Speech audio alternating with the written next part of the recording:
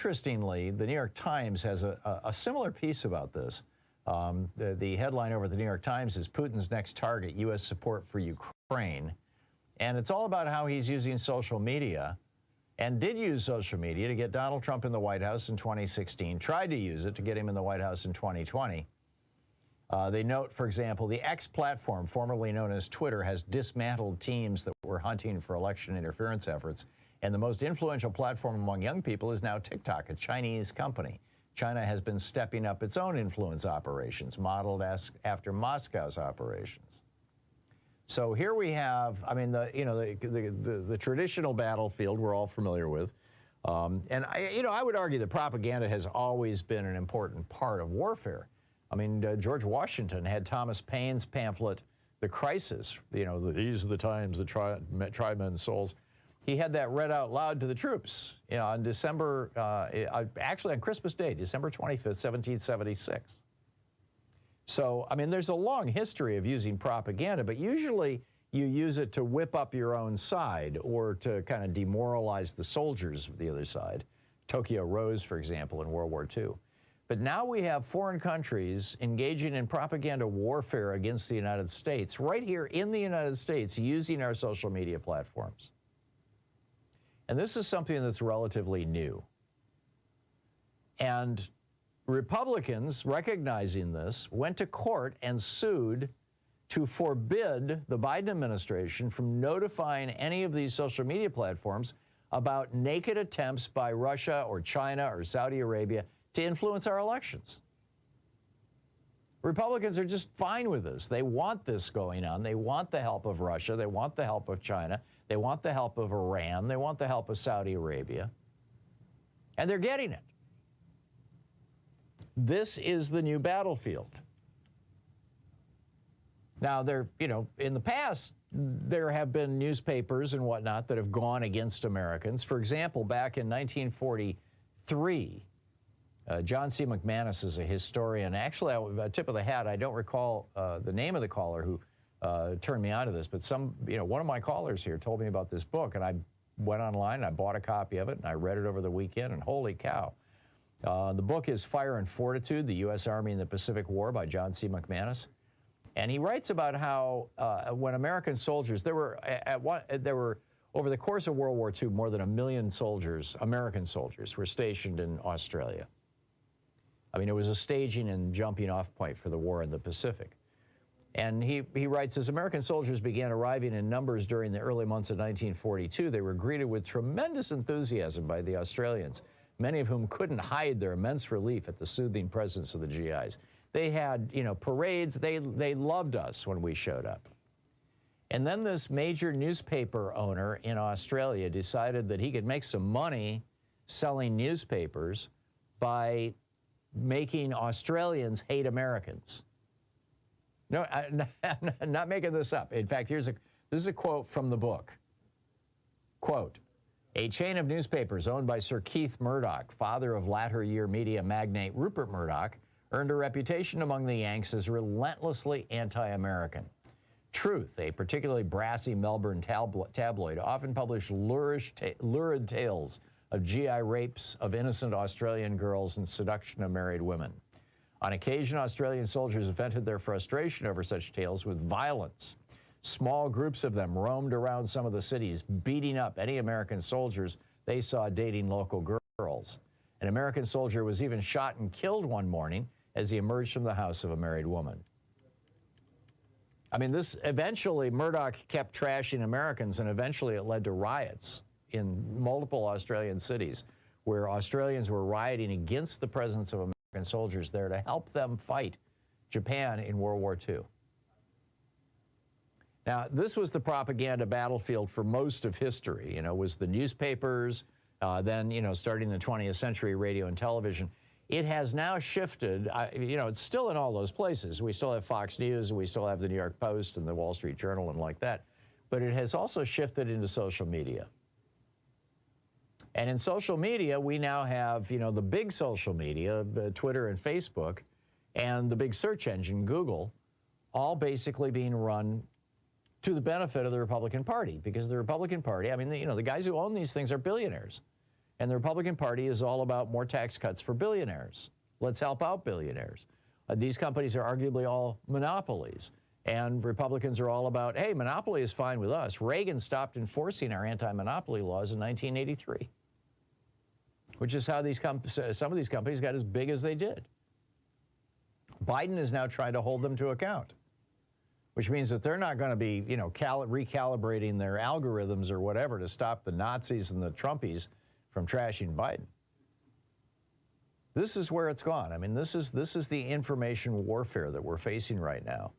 And it's very much anti-progressive, large D Democratic.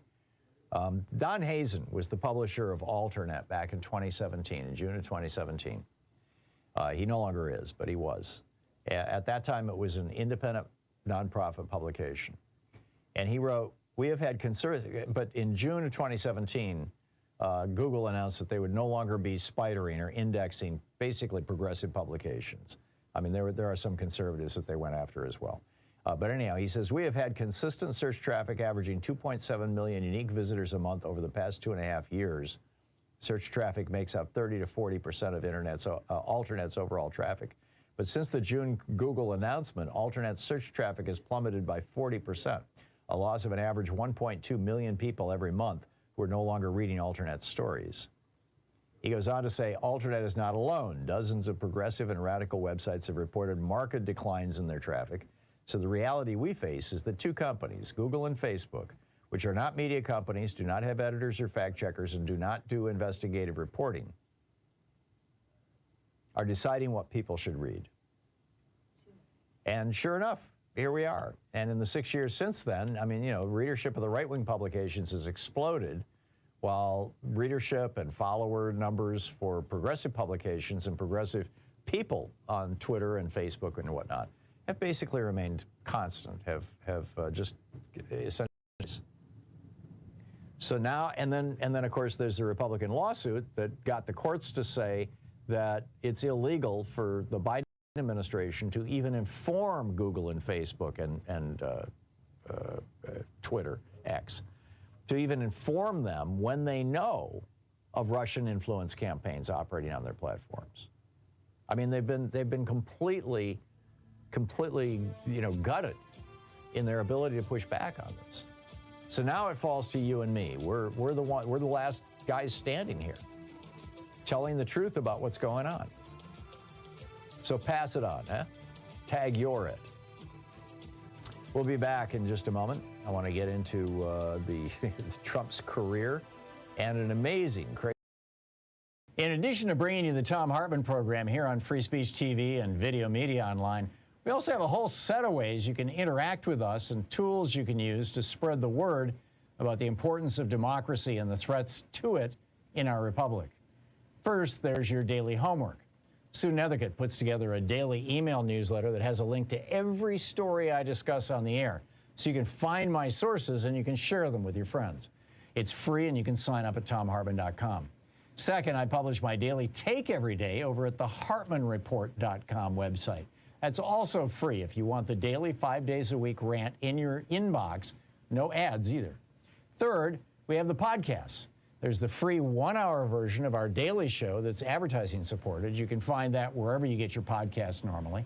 And then there's also the podcast of the entire 3-hour show with no advertisements, and that's available by subscription over at thomhartmann.com.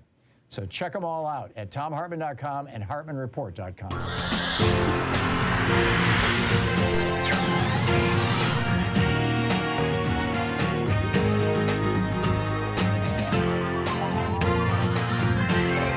We say fight back!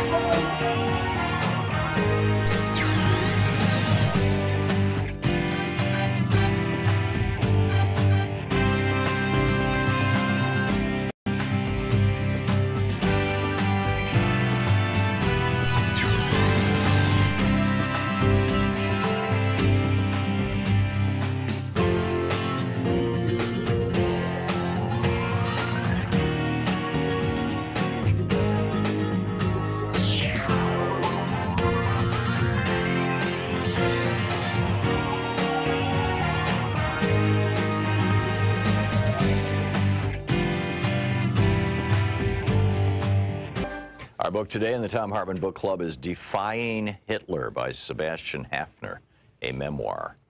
This is from chapter 17, about a little more than a third of the way into the book. At first, the revolution only gave the impression of being an historical event like any other, a matter for the press that might just possibly have some effect on the public mood. The Nazis celebrate January 30th as their day of revolution. They are wrong. There was no revolution on January 30th, 1933, just a change of government. Hitler became chancellor, by no means the Führer of the Nazi regime. The cabinet contained only 2 Nazis apart from him. He swore an oath of allegiance to the Weimar Constitution. The general opinion was that it was not the Nazis who had won, but the bourgeois parties of the right, who had captured, in quotes, the Nazis and held all the key positions in the government. In constitutional terms, events had taken a much more conventional, unrevolutionary course than most of what had happened during the previous 6 months. Outwardly also, the day had no revolutionary aspects, unless one considers a Nazi torchlight procession through Wilhelmstrasse or a minor gunfight in the suburbs that night as signs of a revolution. For most of us outsiders, the experience of January 30th, 1933 was that of reading the papers and the emotions we felt while we were doing so.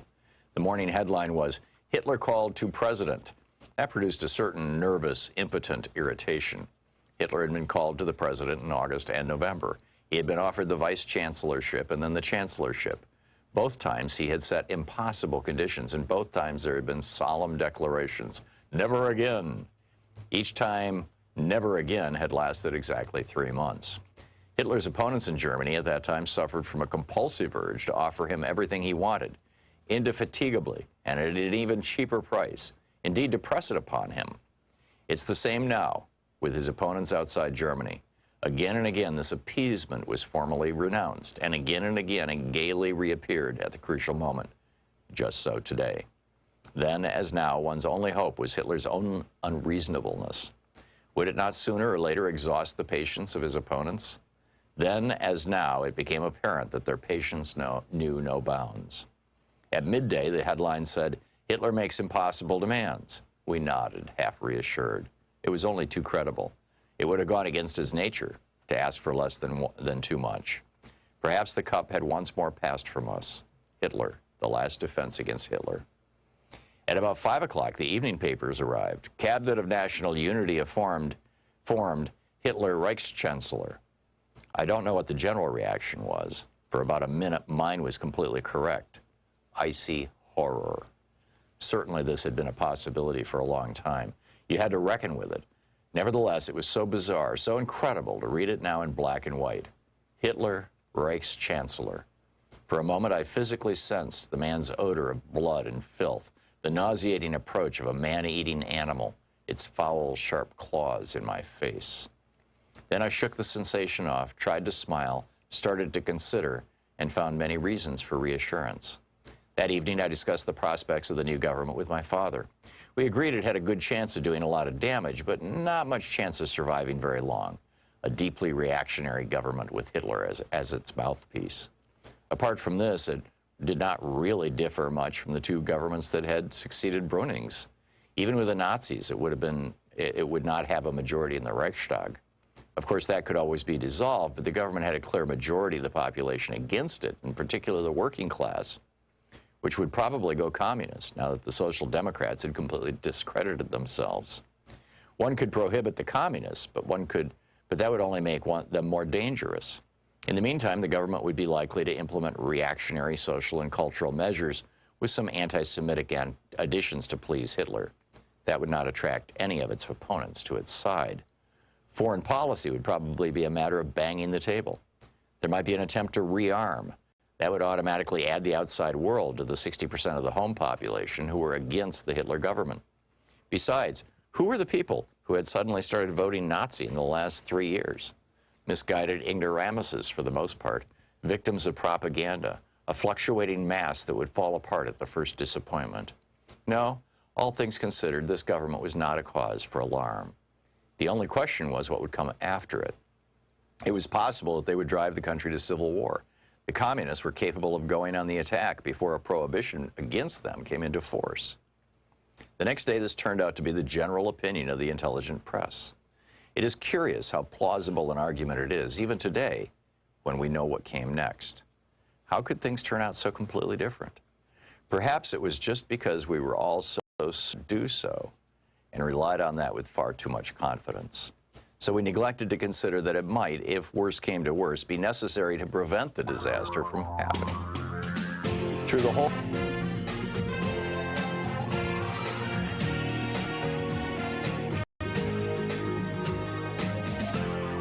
This is the Thom Hartmann Program. Hey, it's midweek, Mittwoch. It's Wednesday, and there's a lot going on there. The House of Representatives is on the verge of holding a vote now for Speaker. Jim Jordan, this is his second shot at it. It appears that there are more Republicans backing away from him than coming, rushing to his rescue. And that in all probability, what's going to end up coming out of this is that there's going to be some sort of a compromise candidate, perhaps McHenry. But I'll keep you up to date on that as it goes on. Right now, it's just, speechifying on the floor of the House. Also, it appears the deadly explosion at a Gaza hospital has been caused by a Palestinian terror group. I'll tell you about that in a moment. The House Speaker drama I was just talking about. Did conservative hate radio fuel the attack on an American Palestinian boy? And also, the Wisconsin Republican Party is holding hostage pay raises to the university staff unless they end their diversity programs. I guess the GOP is saying, if you're not a racist, we don't want to pay you. In the second hour of our program, how the fossil fuel industry pays for lies to school children. Also, did Trump cause the death of 2 American spies in Russia? A crazy alert. A MAGA pastor whines about handicap parking and says handicapped people should just, walk.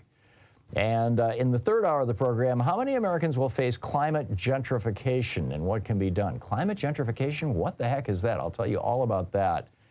Really interesting story coming out of Miami on this regard. In fact, it's fascinating. Also, the Mary Lou Retton story is even worse than you think, that in our third hour. And are Republicans bringing syphilis back to the red states? Yeah, it turns out they are. And maybe not how and why you think they are, but maybe you'll have figured it out. I'll tell you all about that in the third hour of our program. But to start out, probably the top 2 stories right now in the United States are the efforts by the House of Representatives to elect a speaker, and the Republican Party just in complete disarray. And I believe Joe Neguse is speaking now. Actually, I'm not sure who that is. It might be. Terrible with faces. And there was just, I believe it was Tom Cole just introduced or said some nice words, shall we say, about Jim Jordan, saying, officially nominating him. So now the Democrats are speaking, and they're going to be nominating Hakeem Jeffries. So we'll see what happens. But like I said, I'll keep you up to date. With regard to the situation in Egypt, or in Israel right now, the meeting with the Egyptian President al-Sisi and the Jordanian king has been called off. It was called off by Jordan and Egypt. Joe Biden was going to go there after meeting with Netanyahu and officials and whatnot in Israel. The president was in Israel this morning. He was in Tel Aviv. It was a very moving, if you watched it on television, a lot of it was played live. It was a very moving moment. He met with first responders and survivors of the attack, the Hamas attack against Israel. He also revealed that the U.S. government now has what they consider to be irrefutable evidence, including actual photos of the missile that hit the parking lot of the hospital, where there were hundreds of basically refugees huddling. This is in northern Gaza. You'll recall Israel had told the people in northern Gaza, you have to leave. You have to go to southern Gaza. But a lot of people couldn't leave. Many of them had, with regard to the hospital, many of them had people in the hospital, and they didn't want to leave their relatives or their friends or their family behind. And so they were basically camped out in the parking lot of the hospital, and that's what the missile hit. It didn't hit the hospital itself, but it hit the parking lot. And it did quite a bit of damage to the hospital. But now it turns out that it wasn't Hamas, it was another, one of these second-level terror groups that's affiliated with Hamas, that had fired the rocket, and the damage was not so much from the rocket itself, which appears not to have exploded, but from the propellant. The rocket, since it had just been launched, it was supposed to go into Israel and kill people in Israel, but it failed and fell out of the sky and hit this hospital. And the propellant in the rocket, the fuel tanks were full. It was liquid propellant. And that propellant just spilled all over the parking lot, caught on fire, and now there's all these people who were just terribly, terribly burned. Also, there is audio that our government has released from, well, actually, it was originally released by the Israeli Defense Force, their Signals Intelligence Division. It's a telephone intercept between a couple of Hamas leaders talking about how this rocket was intended to go into Israel. Instead, it hit the hospital. That was an oops. Maybe we can blame this on Israel kind of thing. And what's his name? Malcolm Nance says the era, he has listened to it. In fact, he published it. He says, I wore headlines for the NSA for nearly 2 decades. The IDF Signals Intelligence is a telephone voice intercept between 2 individuals. It's the exact conversation any Signet team would have, who had been furiously searching for, because we know senior terrorists must be discussing it. But for Israel to release this raw Signet shows how serious the damage the explosion has done to its narrative of professionalism. He says the dialect is Arabic Palestinian, Levant, and the translation is word perfect. So tough stuff. It's not stopping the Arab world from going absolutely bonkers about this rocket in the hospital parking lot.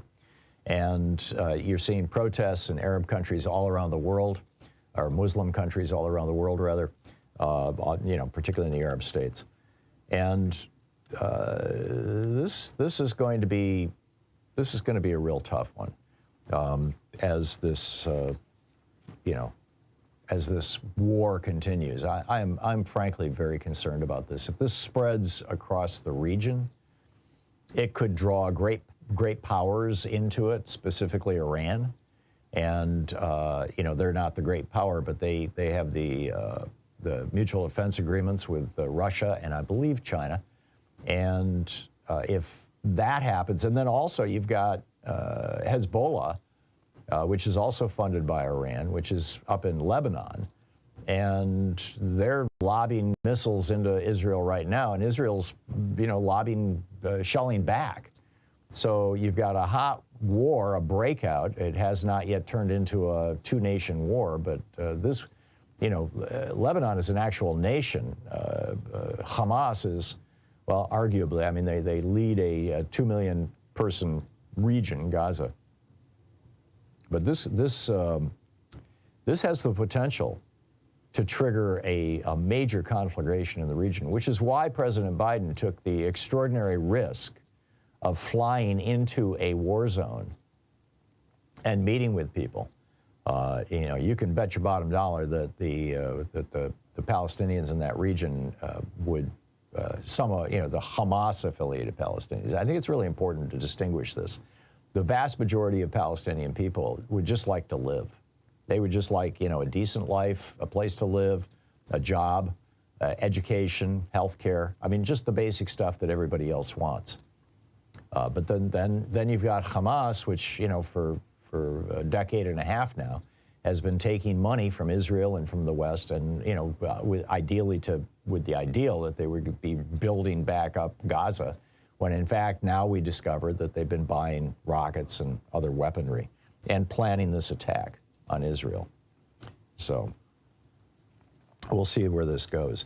Back to the House of Representatives, by the way, another detail with that. Jordan's team, he's not making any friends. This is one of the reasons why I think Jordan is going to fail. His team had accused, he had a meeting with Steve Scalise, and it didn't go well. And so his team told the press that Steve Scalise was not being a team player. Scalise told Scalise ally told Politico, quote, "That's BS. Steve has been the only candidate for Speaker who said he would publicly support the nominee, and he still has, and he still will. And then the rest of the story came out that Jordan's team had leaked the supposed dispute on purpose as part of their pressure campaign. And then it got so bad, Representative Don Bacon of Nebraska, his wife started getting anonymous emails and texts saying, your husband better support Jim Jordan. And, you know, this is not helping Jim Jordan. And then back to what's going on. Well, actually, I've got two other stories here. One, but they both deserve a little more time. So I'll pick them up on the other side of the break. One, you know, having to do with the 6-year-old who was murdered in Illinois, tragically, and the other about what's going on at the University of Wisconsin and the Republican Party who controls the Wisconsin legislature, and thus the purse strings there. Even though the majority of people in Wisconsin now vote for Democrats, Republicans still control their House and Senate. We'll be right back. This is the Thom Hartmann Program. Back with more of the news of the day in your calls in just a moment. It's the Thom Hartmann Program, the place where despair is not an option.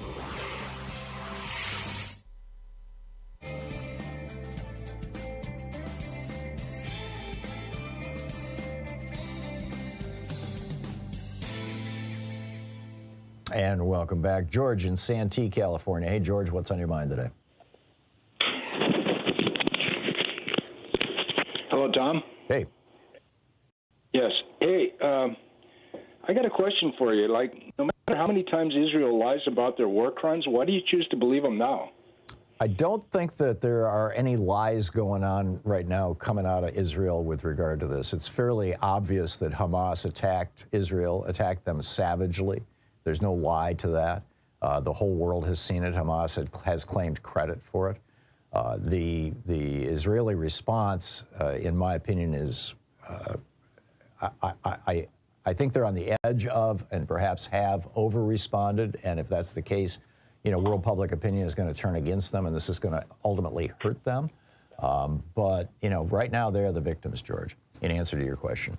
Susan in Caldwell, Idaho. Hey, Susan, what's on your mind today?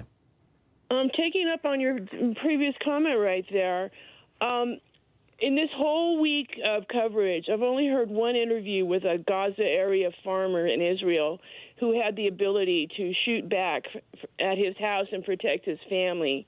So I started looking up Israel's rules on gun ownership, and I'm contrasting a society with mandatory military service, mandatory reserve service, with other countries that do this, like Finland and Switzerland, who send their reservists home with the weapons in the home so that they're able to be pulled up immediately, you know, in a bad situation. And this is definitely not the case in at least the parts of Israel that are not where the illegal settlers on the West Bank are. I don't understand how on a weekly basis West Bank settlers can be shooting up Palestinian farmers on the West Bank, and farmers down by Gaza don't even have a weapon at hand to protect their farm. And to me, if they'd had this carnage on the 7th wouldn't have been so brutal. The Israeli response would have been so draconian, and the world would not be all lining up against us in Israel right now so that our troops are going to have to be deployed. I have a nephew in the Marines, for crying out loud. I don't like this. I really put this squarely on Netanyahu's policies, and I just don't see a way out of this right now. Yeah, it's simplistic, for lack of a better word, and I don't mean to accuse you of that, Susan, but this idea that civilians, just because they have a gun, can defend themselves against trained military people who are professional killers, know what they're doing, and have a plan to do it, even though the people have guns, is a fantasy. It's you know, but occasionally they're all it works. Reservists. There were several people who shot back. There were people who were armed, and several of them shot back, and one of them actually protected his home successfully, but others were killed. I mean, you know, you're engaging in combat with these people. But you know, that said, and also my understanding is that Switzerland, your weapons are kept in an armory, or you have to have a state certified, essentially a safe in your house for your weapons. I don't know about It's your house Finland. where you live. That's the Right. point. You have it with you. It's not at the armory at the military Right, center. but they're stored in a way that they can't be easily accessed. They're designed to be taken out for defense of the country, not for defense of your home. The problem is that when guns are easily accessible, they're more likely to kill people in the house. I just don't know the policies in Israel, though, Susan. I'm sorry, I can't speak to it. Thanks for the call. We'll be right back.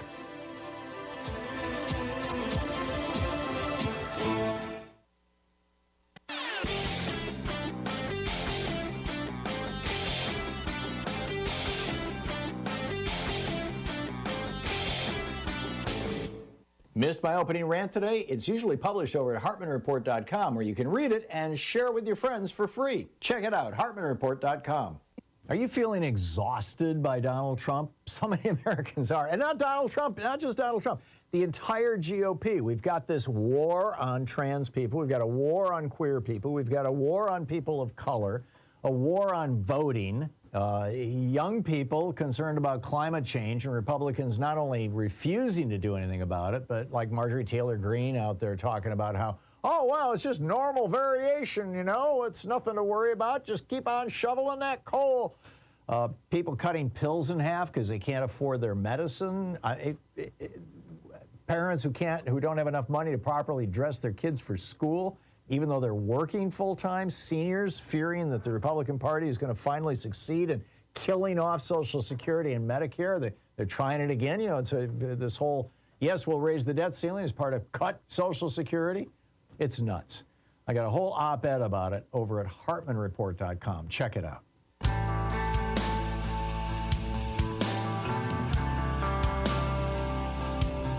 Okay, this tragedy here in the United States, this is so sad. This 6-year-old Muslim American child, I spoke with Dean Obeidallah about this, was it yesterday, I believe?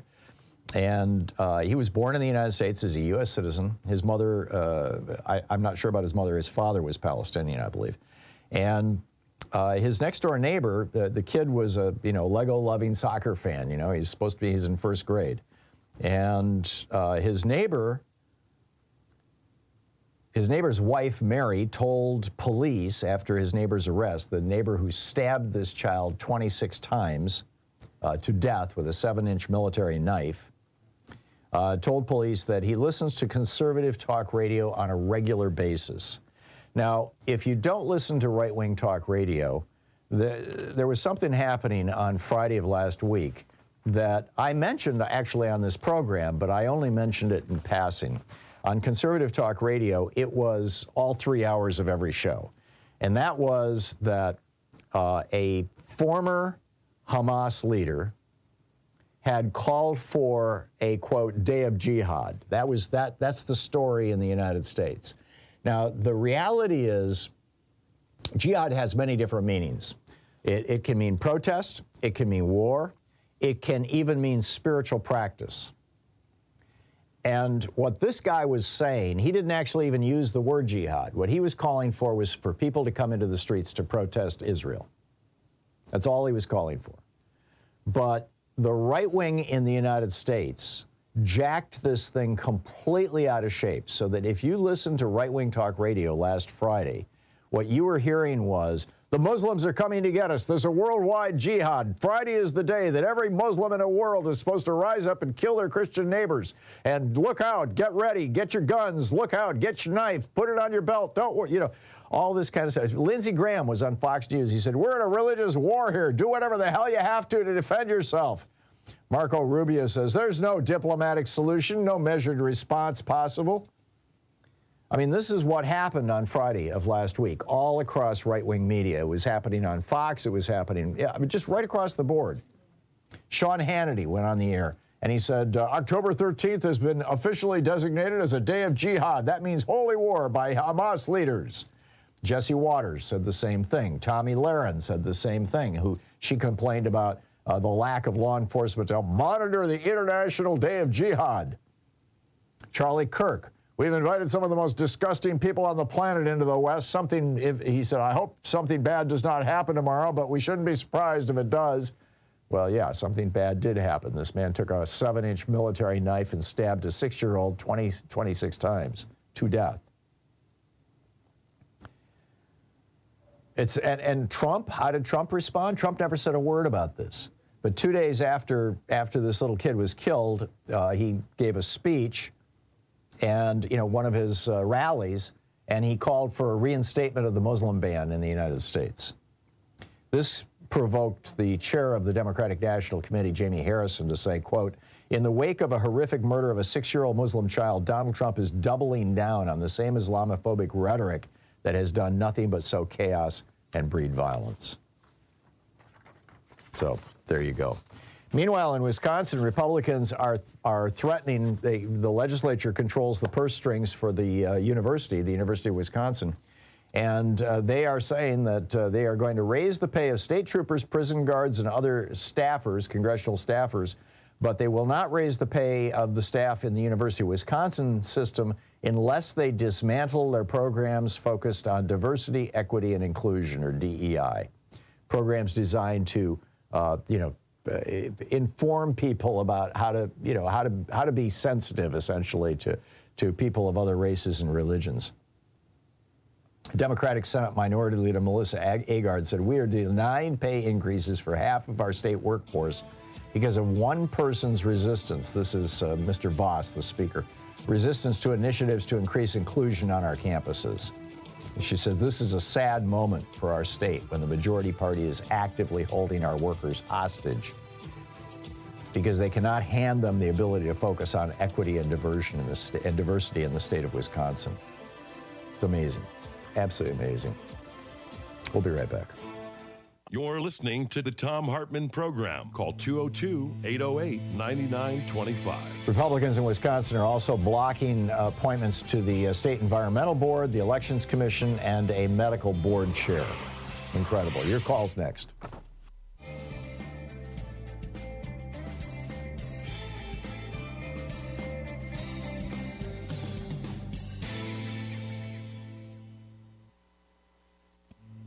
This is the Thom Hartmann Program.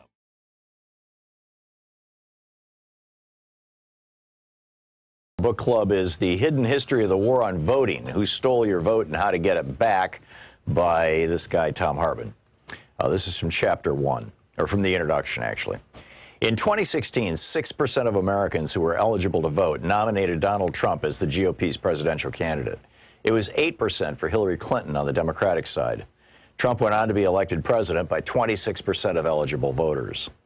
The modern American oligarchs have largely stayed in power using 3 simple elements: explicit and overt racism, massive disinformation campaigns, and voter suppression.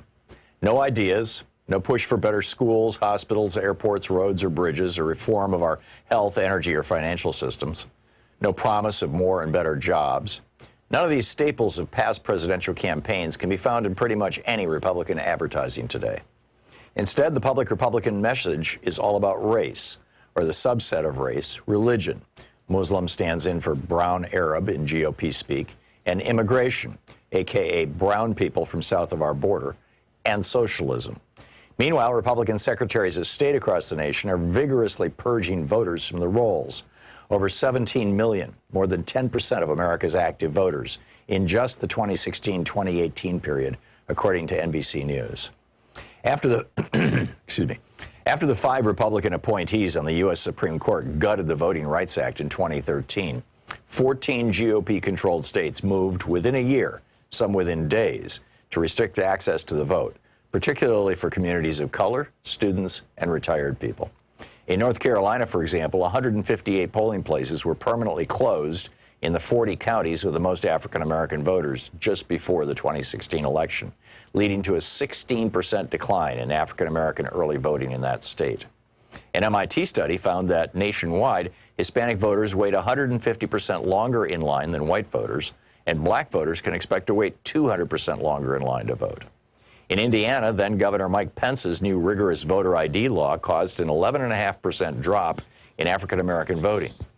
Students are suing for their right to vote, and retired people who no longer drive but care passionately about their Social Security and Medicare are being turned away at the polls by the hundreds of thousands because their driver's licenses have expired. The obvious failure of 40-plus years of Reaganomics and GOP policies to maintain a functional middle class in America has been a problem for the modern GOP. In 1974, for example, the GOP had outright control of only 7 states. The message, elect us and we'll help the rich people, just didn't generally resonate with American voters. It's the reason why, outside of the fluke elections of 46 and 52, Democrats controlled the House of Representatives outright for 3 generations, from 1933 to 1996, and controlled the Senate for most of that time. Desperate to win the presidency for the GOP in 1968, Richard Nixon went so far as to commit treason by torpedoing a peace deal with President Lyndon Johnson that President Lyndon Johnson had worked out with the North and South Vietnamese. According to Abul Hassan Bani Sadr, then president of Iran, Ronald Reagan did the same thing by cutting a deal with Iran whereby they would hold on to the U.S. embassy hostages until after the 1980 presidential election, torpedoing Jimmy Carter's chances of re-election. But in 2000, the GOP changed tactics. After Reagan was almost busted for his part in Iran-Contra, he testified that he had forgotten about details of the program more than 80 times. His growing Alzheimer's spared him an indictment. They realized that getting busted for treason wasn't worth the risk. They needed a plan B, and it was deliciously simple. If most voters don't like what you're selling, then just don't let them vote. Paul Weyrich promoted this idea back in 1980 when he was campaigning for Reagan after co-founding the Heritage Foundation. And indeed, many Republican luminaries, such as William Rehnquist, who went from serving the GOP by standing in polling places and intimidating Hispanic and Native American voters in the 1960s, to becoming Chief Justice of the Supreme Court, rose up through the ranks by participating in Republican-run voter intimidation schemes. Voter suppression became the foundational go-to tactic for the GOP in 2000. Although the GOP attacked Democratic presidential nominee Al Gore with smear and innuendo, ridiculing him for helping write the legislation that created the modern internet, for example, the main thing that got George W. Bush into the White House was voter suppression. His brother, Florida Governor Jeb Bush, and Bush's Secretary of State, Katherine Harris, threw somewhere between 20,000 and 90,000 African-American voters off the rolls. They were able to get the vote close enough that 5 Republican appointees to the Supreme Court functionally awarded Bush the presidency. The BBC covered this in 2001 in 2 major investigative reports that were seen all over the world, except on any American media. By 2016, the Republican Party had fine-tuned its voter suppression and intimidation systems to the point that they ran like well-oiled machines in nearly 30 states. Between the 2012 and 2016 presidential elections, for example, Ohio had purged more than 2 million voters from its rolls, the vast majority, more than 2 to 1, in heavily African-American and Hispanic counties. The 5 Republican appointees on the Supreme Court ruled in 2017 that they could keep it up. And other states have since adopted their new tactic of caging voters. The book, The Hidden History of the War on Voting, by me.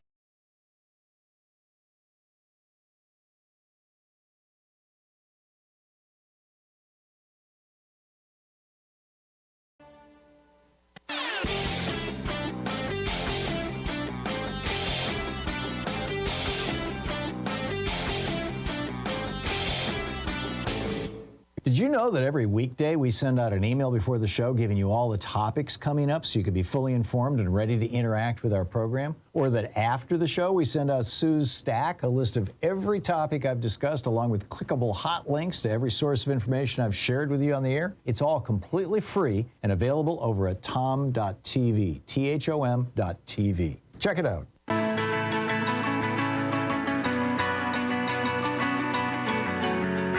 Welcome back. So this is hysterical. Congressman Tom Cole, the Republican from Oklahoma, introduced Jim Jordan. By the way, Jim Jordan appears to have lost the second vote. He stood up and he said, you know, I'd like to nominate my friend Jim Jordan for Speaker of the House. And then he just came right out and said, you know, Jim Jordan has the courage to talk about cutting Medicare and Social Security and Medicaid because those are the things that are driving our debt, which of course we know is a lie. Social Security has nothing to do with our debt. In fact, Social Security has a $2.65 trillion surplus right now. It's called the Social Security Trust Fund, which is invested in treasuries. But you know, it's a lie that the Republicans love because they're going to use this lie to try to cut Social Security, Medicare, and Medicaid. They've been trying to do this. They've been trying to cut Social Security. They've been trying to end Social Security ever since it was introduced in 1935. And they've been trying to kill Medicare and Medicaid ever since they were put into law in 1967. So here's Tom Cole. This is the congressman from Oklahoma as he's introducing Jim Jordan, telling America on live television that Jim Jordan's going to be the guy, if he's speaker, who's going to solve the problem here. Like any other speaker we've had, he's had the courage to talk about a long-term plan and to get at the real drivers of debt. And we all know what they are. We all know it's Social Security. We all know it's Medicare. We all know it's Medicaid. No president of either side has been willing to deal with this. No speaker of either side has been willing to deal with this. But unlike any... Quack, quack, quack, quack, quack. So there you go. Nobody's willing to talk about this except Jim Jordan. He's willing to cut them. Oh, man. All right. Let's pick up your calls here. Justin in Lincoln, Nebraska. Hey, Justin, what's on your mind today?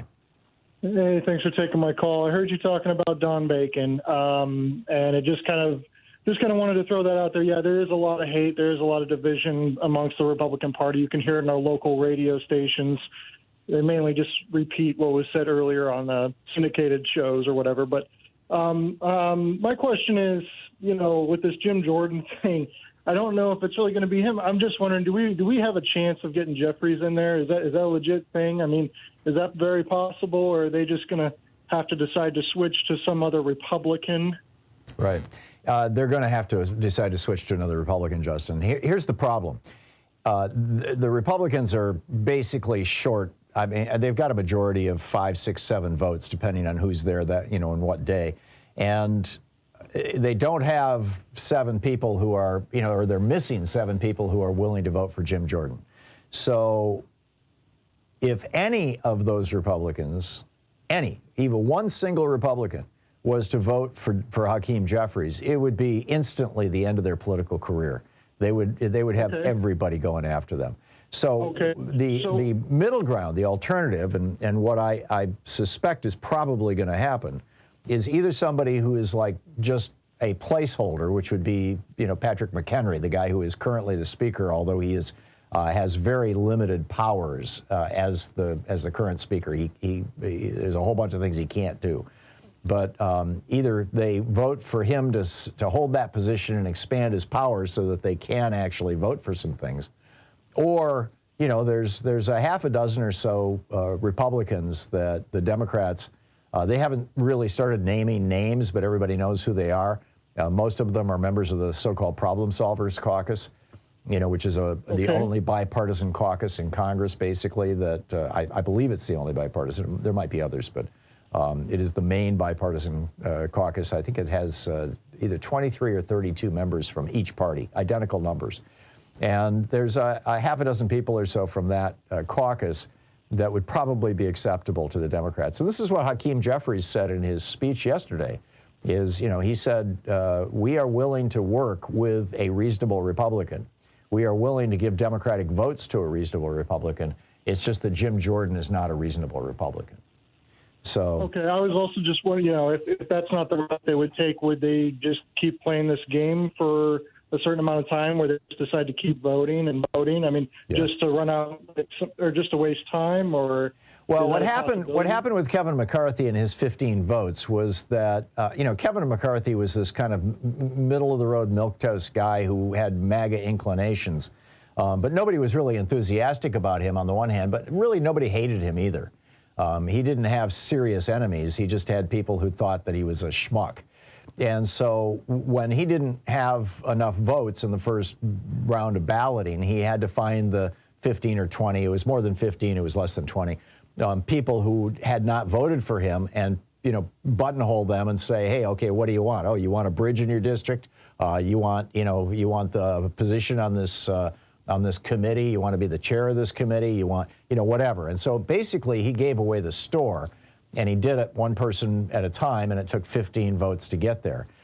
I don't think Jim Jordan's going to be able to do that, because Jim Jordan has people in the caucus who actually hate him. He's a very polarizing, very divisive figure. I mean, he has also got people in the caucus who absolutely love him because of who he is, because he's kind of Donald Trump's front man in the House. So I don't. Well, thank you. Yeah, thank you, Justin. I just don't. My sense of it is that he's not going to be able to buy off people the way Kevin McCarthy could. We'll see. I mean, he's probably trying right now, but he's had 24 hours to do this. He's had overnight to do it, and he has not had success. He's worse off today than he was yesterday. So I think that they're going to have to go to a plan B. Robin in San Diego County, California. Hey, Robin, what's on your mind today? Well, it's the bombing of the Baptist hospital in Gaza, and I was very heavy-hearted, and I watched yesterday, and it immediately came out that it was Israel. So I watched CNN, and everybody reported it, and their source was Hamas. I know. They used Hamas as their source. I was shocked, and then, I mean, when would we follow that? And then it just ballooned, and BBC reported it, MSNBC reported it, everybody reported it, and then it just grew from there on social media. And, of course, it just, I believe it ruined, well, not ruined, but it really affected Biden's trip. Oh, yeah. And it did ruin his trip. I mean, he was there to talk peace with Egypt and Jordan and try to get some refugee settlements for the people from Gaza. And, they pulled the plug on it because of this. But why would they follow information from a terrorist organization that just 2 weeks ago did what it did, instead of listening to our Democratic ally? That's because there's this impulse to rush in immediately and say, we're the first with the news, we know what's going on, we're the guys, and but they're still covering it. They're covering their tracks right now. They finally got a general on this morning on CNN, and he explained the radar. He explained pretty much everything: the photos, the size of the crater, how it would be impossible to be Israel, and they already know that it's not. It's Palestinian. But even after that, it goes to Sarah Seidner, and then she says something to the effect of, well, there was an influencer who used to be a reserve, and he reported it. Now it's all over the world. I was thinking at the time, she said that this morning, like around 7 a.m., and I was thinking, my gosh, CNN, you were reporting it. Right. They even reported that it couldn't have killed so many people because if it was just one of those little rockets. And the thing is, they got the numbers of people from Hamas. Yeah. And now they're getting it from the Palestinian Health Ministry, which is Hamas. Well, yes and no. I think the numbers of dead are probably accurate or legitimate, Robin. And the reason why, yes, the rocket itself, those rockets that it wasn't Hamas, it was this other terror group, and forgive me for not remembering their name. But those rockets are relatively small. They don't do a lot of damage. But the reason so many people died is because the rocket had just taken off. I mean, it had been launched from less than a mile away, and it was full of fuel. And so the warhead, I think I said in the previous half hour that it didn't explode. Apparently the warhead did explode, but the explosion was not that big a deal. I mean, it'd take out a couple of cars or something like that. But the rocket fuel was spread all over the parking lot where there were hundreds of people basically camping because they were, told to evacuate, and this was supposed to be a safe place to go to. So, had the rocket gone all the way to Israel, it would have burned up all that fuel, but it had a whole load of fuel. And that fuel is apparently what did most of the killing, most of the damage. But I share your concern. I mean, if the media had been more circumspect initially, perhaps this wouldn't have been reported the way it was, and perhaps we wouldn't see the Arab world in flames. It's a very, very small perhaps, though. I think any Hamas and the Hamas partisans, the basically the Jew haters and Israel haters, are going to use any story they can whether it requires exaggeration or even outright fabrication to portray Israel as the bad guys in this thing. And like I said, I have some very real concerns about the intensity of Israel's response. Although I get, what the attack that they were under requires a strong response, but that, that's a conversation I think for later. But in this particular case, with regard to this hospital, it's very clear. I mean, the intelligence is there. The radar, as you said, the radar is there. The photos are there. I mean, pretty much everything shows that this was a Palestinian rocket headed for Israel that just fell out of the sky. Robin, I got to run, but thank you for the call. We'll be back with more of your calls in just a moment. It's 45 minutes past the hour, 46 minutes past the hour. Stay tuned. You're listening to Thom Hartmann. Visit thomhartmann.com for audio and video archives. Fair and only slightly unbalanced. I'll be right back with your calls in just a minute.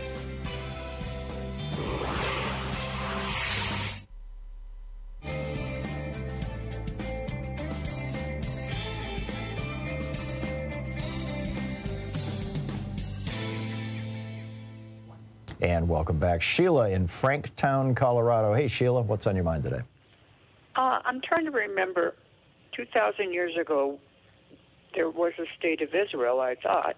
And then in 1948, the UN or England decided to give Israel their own state back, or did they choose that place that's in the Middle East right now? 2,000 years ago, Israel was not Israel. It was part of Rome. It was occupied by the Romans. That's who crucified Jesus 2,000 years ago. Yes. But 2,500 years ago, or him. Yeah, 2,300 years ago, 2,200 years ago, and older. Yes, there was a state of Israel. That's the story of King David in the Bible and the Book of Kings and all that kind of stuff. In the 40s, I think it was 47, maybe 48. I'm sorry, I'm not an Israeli history scholar. Yeah. But right around that time, after the end of World War II, there was this horrible slaughter of Jews in Europe, 6 million in Germany and surrounding countries, and the United Nations was formed out of the end of World War II, out of the failure of the League of Nations, actually, Woodrow Wilson's project, and the United Nations wanted to establish a state of Israel, and so they went to the historic Israel, to the area around Jerusalem, the area that is now Israel, and said to the Palestinians living there, we will relocate you, we will pay you, we will compensate you, we will make everything good, but we're going to take your land and we're going to let Israeli settlers come in here. Some people went along with it, some people resisted it. Some people ended up in not arguably concentration camps, refugee camps. And it's been a source of a sore point ever since. Most of those Palestinians, by the way, ended up in Jordan. There's over 1 million of them in Jordan. So that Israel now wasn't the original place; it was in Rome. But then they moved. No. Rome controlled the area that is now called Israel. Oh, I see. Also, was it or the Roman Empire? Weren't the ones that crucified Jesus, right? It was the Romans. It was the Romans who crucified Jesus. Yes. So how come the Jews are so hated by other people? They think that. Well, there's a your tribe, my tribe thing, and for a long time it was it was almost doctrine, actually, the old Catholic Church and some of the other Christian denominations, that it was the Jews who killed Jesus, and there is the story of there's this Pilate. It's in the Bible. It was the Romans, but the Jews killed Jesus has been used to justify everything from the Holocaust to all kinds of horrors throughout history, but it's not factually accurate. The Jews had at that time had some religious authority, over the temples and things. The Romans allowed that, but the Romans ran the place. I mean, the Romans routinely crucified people. It was their form of public, capital punishment. And so, of course, they would crucify Jesus along with a couple of thieves. Well, I know so many racist people, that Christians, that think the Jews crucified them, and that's not right. No, it's not right, and it's still a poisonous story. Sheila, thank you for the call. Yes, it is. Thank you. And thanks for watching Free Speech TV. We'll be right back. It's 10 minutes before the hour. I'll be back with you in 60 seconds.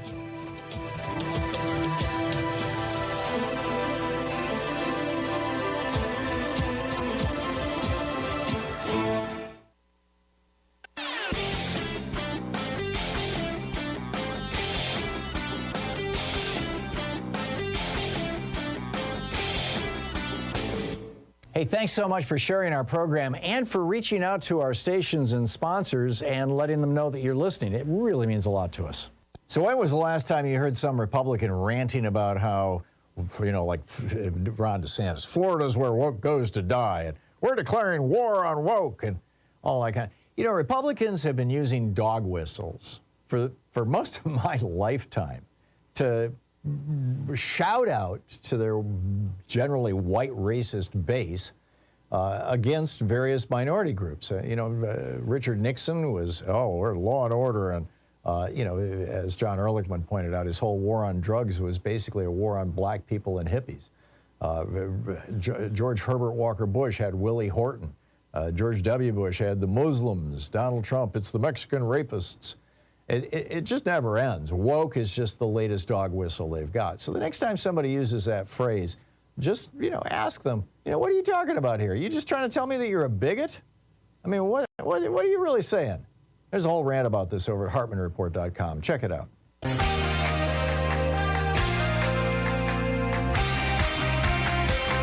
It's 52 minutes past the hour, picking up your calls here. Ray in Wheaton, Illinois. Hey, Ray, what's on your mind today? Hi. First of all, I've got bronchitis, so I apologize for my voice. I want to play devil's advocate here for a moment. In 1876, General Custer and his men were massacred by Native Americans at the Battle of Little Bighorn. So my question is, would it be fair now for us to look back and classify Crazy Horse and his fellow Native Americans as terrorists, as criminals? After all, it was objectively a horrible thing that happened. The U.S. troops weren't just killed, but their bodies were mutilated, scalped, and so on. Now, the natives were certainly characterized in the American media across the country as criminals and terrorists. At the time, yeah, absolutely. At the time. So how do we look at situations like that? Who are the terrorists? Well, here's the difference, Ray. At the time, that land was controlled by the Indians by treaty. So Custer went onto land that was not part of America. When the people from Hamas came into Israel, a territory that the international community has recognized as a sovereign state, and started murdering people, I think you can rightly call them terrorists. That's true, but that is not how the American media saw it at the time. Right. I get that. I mean, we have a long history of genocide and racism in the United States, but I'm not sure that modulating our response to contemporary events based on what happened in the 18-whatevers, with General Custer is really all that good an idea. Ray, thanks for the call. Kenny in Ellenboro, North Carolina. Hey, Kenny, what's on your mind today? Yes, well, back to the speakership and no leaders. Yeah. I wonder if the Democrats couldn't find a Republican that does not say the election was stolen. Yeah, that's one of their criteria, and there are a half a dozen or a dozen that I think would be acceptable to the Democrats. They haven't put their thumb on the scale yet for anybody in particular. Although Hakeem Jeffries has come out and said that Jim Jordan is unacceptable, and that he believes that he can work with Patrick McHenry, who is the current Speaker of the House. And my representative. Okay, there you go. He didn't commit votes to McHenry, but saying that he could work with him is halfway there. So, he voted for Jordan this last time. McHenry, anyway, yeah. This goes all the way back to, their ulterior motives. It was Newt when Reagan was in there said wanted to do away with everything FDR put in, including Social Security, Medicaid, right down to the child labor laws.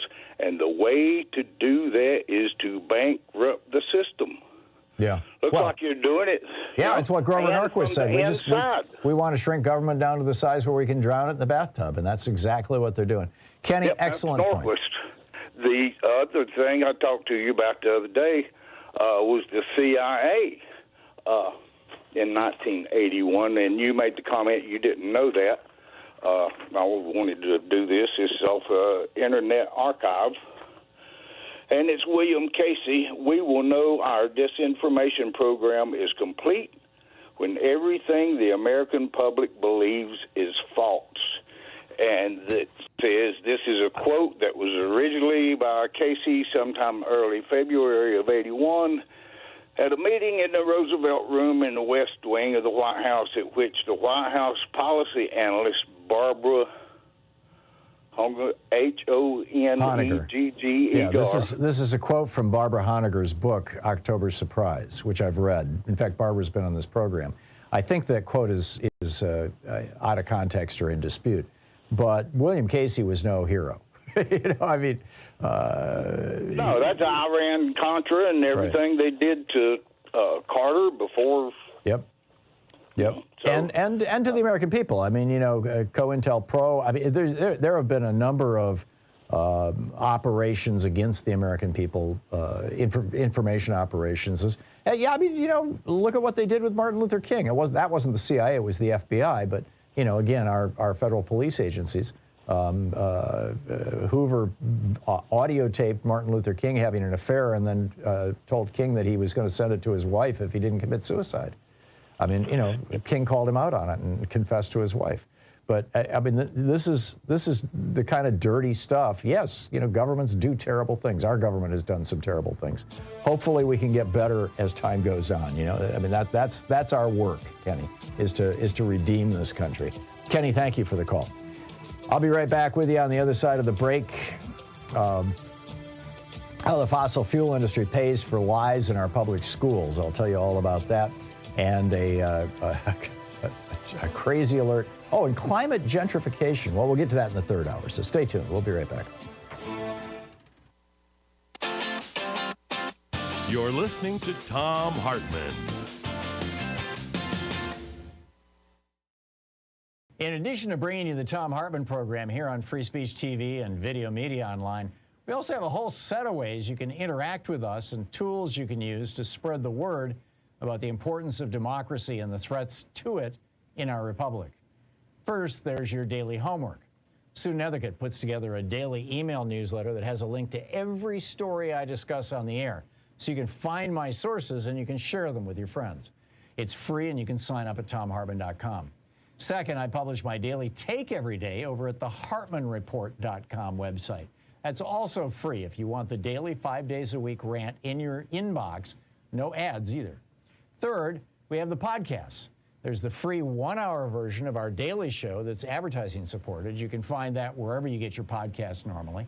And then there's also the podcast of the entire 3-hour show with no advertisements, and that's available by subscription over at thomhartmann.com. So check them all out at thomhartmann.com and hartmannreport.com.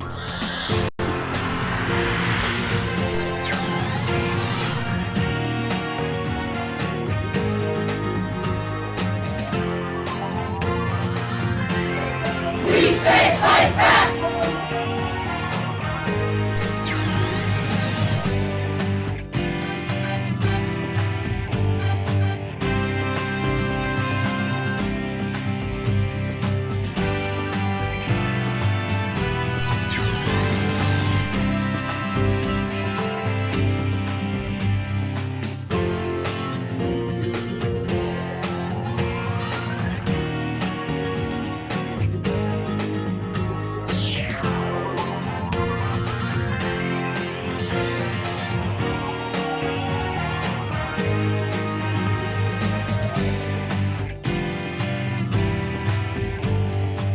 It's a collection of essays. This one is by David Gilbert on page 31, titled "The System Within the System, the Prison Industrial Complex and Imperialism."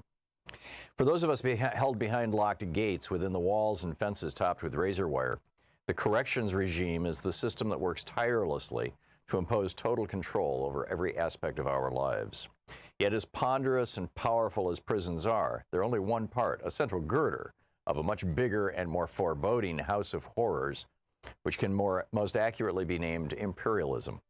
The structural needs of the larger edifice set the specifications for the size and position of the girder. The strength of the girder helps determine how long the building itself will stand. We can't understand the explosion of imprisonment in the United States since 1971 without looking at an imperialism's urgent needs and goals of that period. By the same token, we can't develop an effective program around the prison industrial complex without grappling with the stresses and trends of the larger system of imperial rule. To be clear, before you take time to read this chapter, I don't offer any brilliant ideas on strategy. Those will most likely emerge from the organizing and activist efforts themselves. However, some of the concerns discussed may raise questions that go into forming strategy.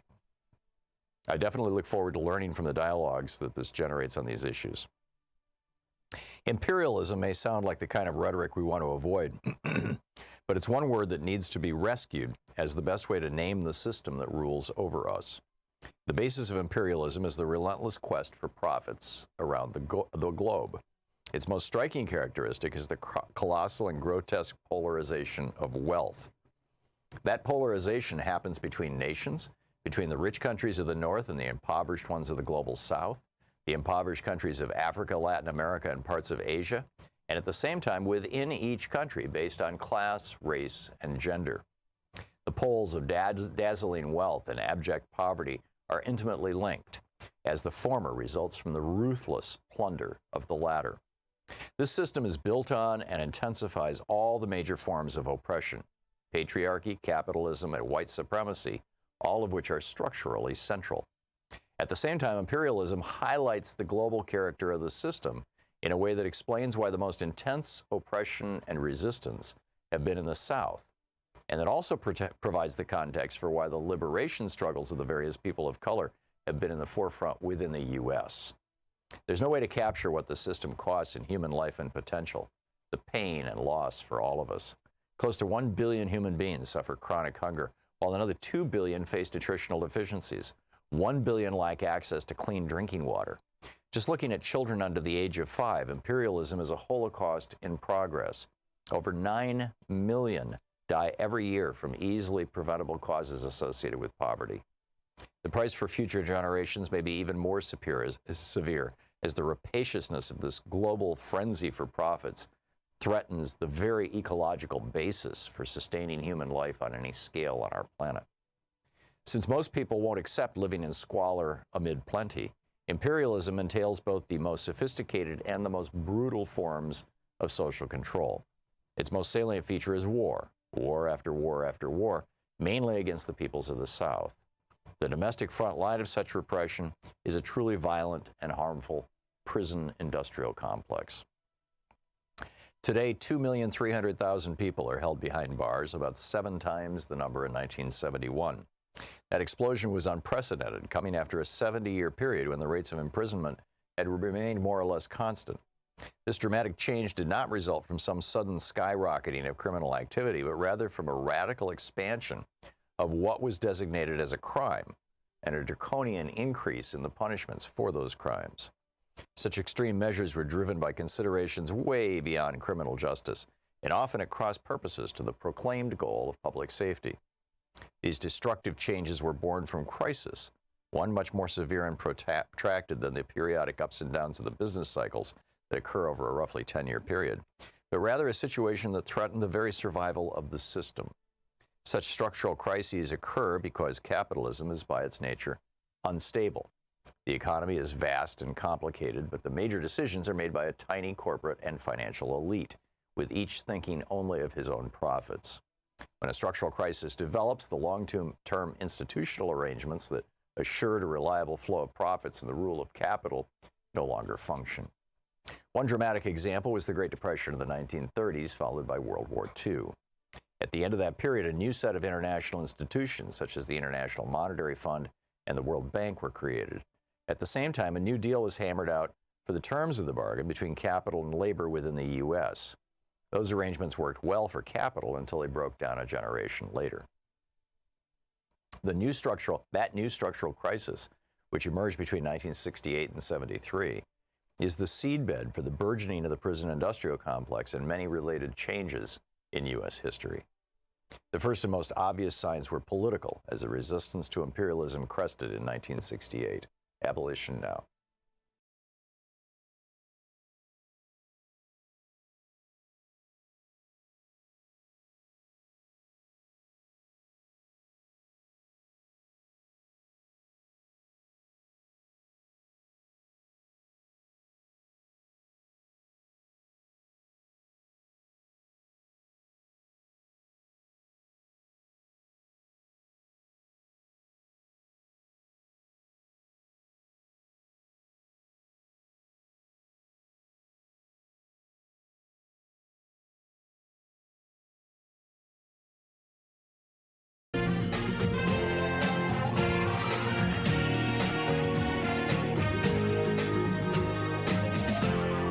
This is the Thom Hartmann Program.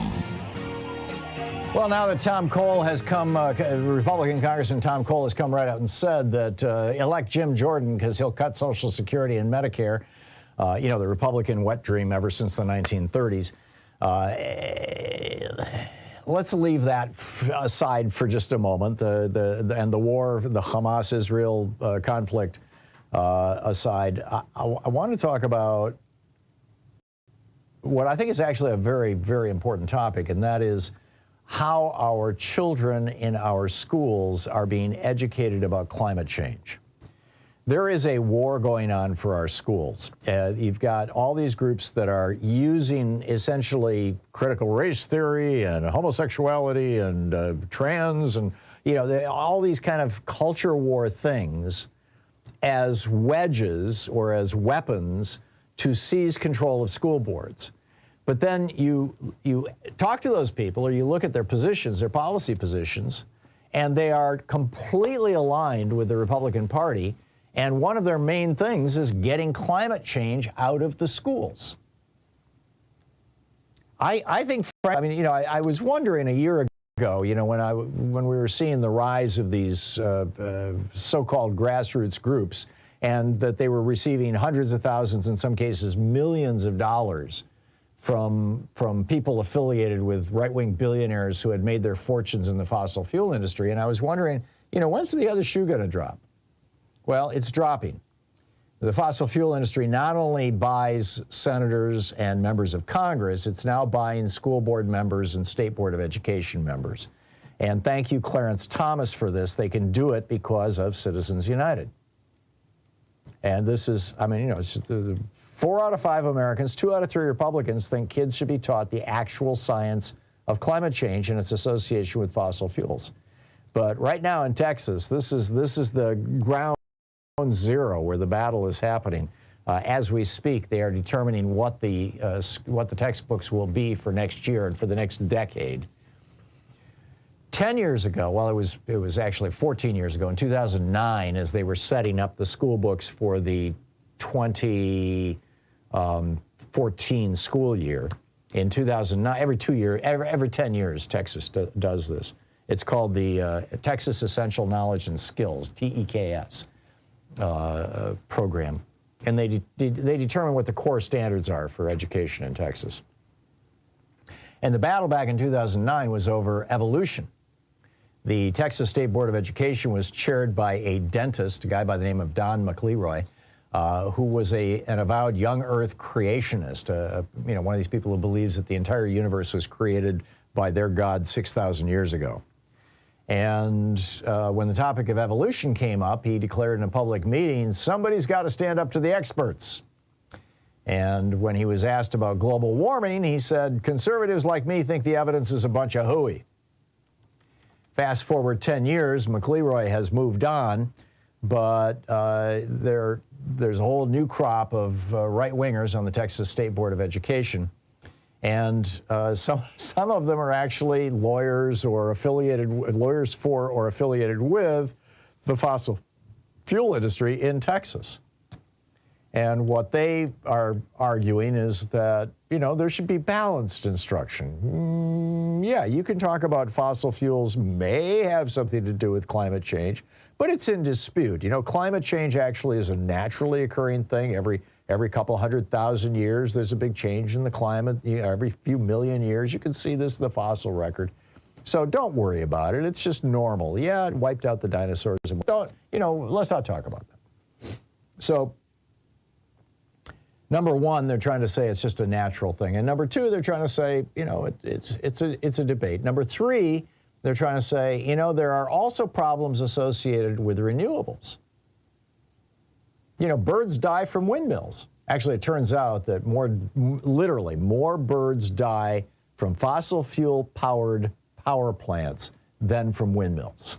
This is, in fact, it's like an order of magnitude. It was documented in one of the science magazines I subscribed to last month, which, you know, it's kind of anecdotally, but anyhow, they want to teach, and mining lithium, you know, for batteries, this is a real problem, and all this, you know, you hear this stuff, right?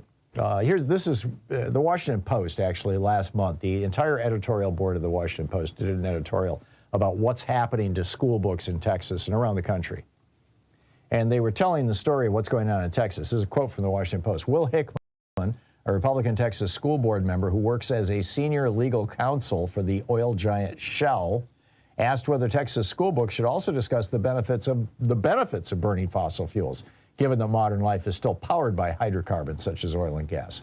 Patricia Hardy, another board member, said at a board meeting that students should learn that fossil fuels and naturally occurring climate changes can both lead to increasing temperatures, which would downplay conclusive research showing fossil fuel is rapidly warming the planet. So in Texas, they're doing this song and dance. Now in Florida, Ron DeSantis simply said, hey, get those climate change denying videos from Prager University and just put those in the schools. And they're doing it. They're doing it. In North Carolina, this spring, the Republicans, unsuccessfully, but they tried, they'll probably be back at it next year, tried to replace the earth sciences, which includes the study of climate change, as a required science course for graduation from high school. They tried to replace earth sciences with computer science. As the Republican State Superintendent of Public Instruction, Catherine Truitt, told the state's House K-12 Education Committee last February, quote, of all the things that keep me up at night, eliminating earth science isn't necessarily one of them if it means we could replace it with computer science. In Utah, this year, climate change survived an effort to remove it altogether from Utah's public schools. The vote was 8-7. No doubt the fossil fuel industry will be back next year to remedy that. But here's the bottom line. None of this could have happened if Clarence Thomas hadn't been the deciding vote on the Supreme Court for Citizens United. It was a 5-4 decision, Citizens United. The decision that said corporations are persons. As persons, under the Bill of Rights, under the First Amendment, they have the right of free speech. And money isn't just money, it's also speech. And so if a corporation, a person, wants to spend money, speech, on a political candidate, that's their right that's protected by the First Amendment, by the Bill of Human Rights, right? Corporations are protected by this. This is nuts, right? I mean, they overthrew 156 years of law. In 1907, the Tillman Act made it a crime to do this. I'll quote to you from the Tillman Act, 1907, Teddy Roosevelt. It is unlawful for any corporation organized by authority of any law of Congress to make a contribution or expenditure in connection with any election to any political office or in connection with any primary election or political convention or caucus held to select candidates for any political office or for any corporation, whatever, to make a contribution or expenditure in connection with any election at which presidential and vice presidential, and it goes on and on. I mean, you get the point, right? That got overturned by the Supreme Court. There was a law in Wisconsin that said the same thing. No corporation doing business in this state shall pay or contribute or offer, consent, or agree to pay to contribute directly or indirectly any money, property, free service of its officers or employees or thing of value to any political party, organization, committee, or individual for any political purpose whatsoever or for the purpose of influencing legislation of any kind. You get this? Wisconsin outlawed lobbying. or to promote or defeat the candidacy of any person for nomination, appointment, or election to any political office. They go on to say any officer, employee, agent, or attorney or other representative of a corporation who does that, who shall violate this act, shall be punished by imprisonment in the state prison for a period of not less than 1 nor more than 5 years. We used to have laws against this. We used to have laws against the fossil fuel industry buying school boards, against, Harlan Crow spiffing Clarence Thomas, and then after years of being groomed, Clarence and Ginny Thomas being groomed by Crow and other right-wing billionaires, then in 2010, Clarence Thomas goes in and casts the deciding vote to say, yep, billionaires and corporations have unlimited, basically, only faintly limited abilities to buy politicians and influence our political debate discourse. John Paul Stevens was the main dissent in that case, Supreme Court Justice. He's passed away now. He wrote, I believe he has, I could be wrong, but anyway, he wrote, the court's ruling threatens to undermine the integrity of elected institutions across the nation. The path it has taken to reach this outcome will, I fear, do damage to this institution. Gee, you think? These concerns are heightened when judges overrule settled doctrine upon which the legislature has relied. The court operates with a sledgehammer rather than a scalpel when it strikes down one of Congress's most significant efforts to regulate the role that the corporations play in electoral politics. It compounds the offense by implicitly striking down a great many state laws as well. He goes on to say, if taken seriously, our colleague's assumption that the identity of a speaker has no relevance to the government's ability to regulate political speech would lead to some remarkable conclusions. Such an assumption would have accorded the propaganda broadcast to our troops by Tokyo Rose during World War II the same protection as speech by Allied commanders. More pertinently, it would appear to afford the same protection to multinational corporations controlled by foreigners as to individual Americans. Under the majority's view, I suppose it may be a First Amendment problem that corporations are not permitted to vote, given the voting is, among other things, a form of speech. Maybe that'll come along next, right? Next up, Clarence Thomas says corporations should vote. So they struck down 150 years of federal law. They also struck down laws in Alaska, Arizona, Colorado, Connecticut, Iowa, Kentucky, Minnesota, Montana, North Carolina, South Dakota, Tennessee, Texas, West Virginia, and Wisconsin. They all had laws against political bribery. I read you part of the Wisconsin law. So now we have, because of Clarence Thomas, because Clarence Thomas took all that money and all those gifts from all these billionaires and then gave back to them by voting their way in Citizens United, we have one of the more corrupt democracies in the world instead of one of the more clean democracies in the world. And it's going to get worse. This is going to be a multi-billion-dollar election, this election that's coming up. We went from, elections costing millions to hundreds of millions to $1 billion. I think we got our first $1 billion election in the 1990s. And now we're going to be looking at a $5, $10, $15, $20 billion election in 2024. It's going to get really ugly. Stay tuned. This is the Thom Hartmann Program. We'll be right back with more of the news of the day and your calls. Stay tuned.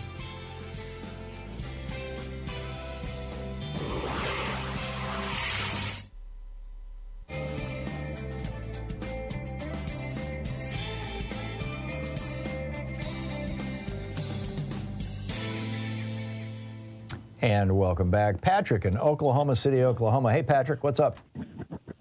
Hey, Tom. Man, thanks for that just depressing outlook on the world affairs right now. That's not why I called, but I just got to This is the work we got to do, Patrick. We've got a big job to do. And, the Democrats tried to take a bite out of Citizens United with the For the People Act, and it would have worked if it wasn't for Joe Manchin and Kyrsten Sinema. I mean, if we can get a couple more, high-quality Democrats in the Senate, take back the House, and hold the White House, I think we can fix this.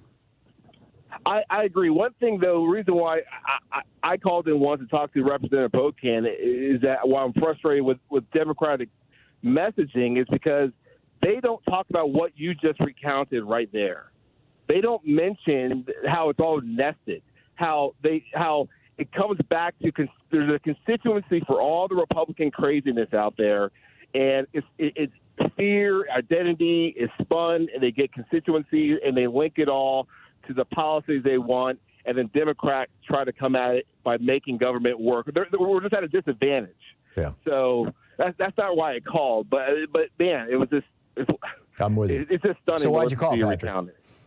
I called real quick. I had a quick one because just wanted to mention and add for your consideration the bombing attack in Gaza, which killed all those civilians.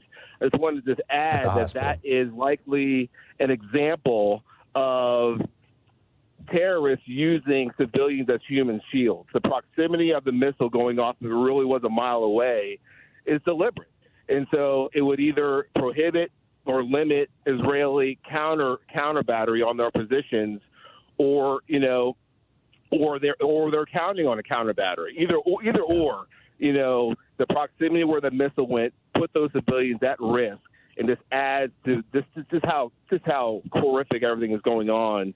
Yeah, and I think though, mind, Patrick, let's just use a little common sense here. First of all, there's no way on earth that Israel, in their attacks on Gaza, is going to target a hospital. I mean, they've never done that before. They're not going to do it now. The publicity. I mean, we're seeing right now how it would just turn the whole world against them. And we know from what happened, the kind of crater that was left by this device, that it was not one of these Israeli rockets.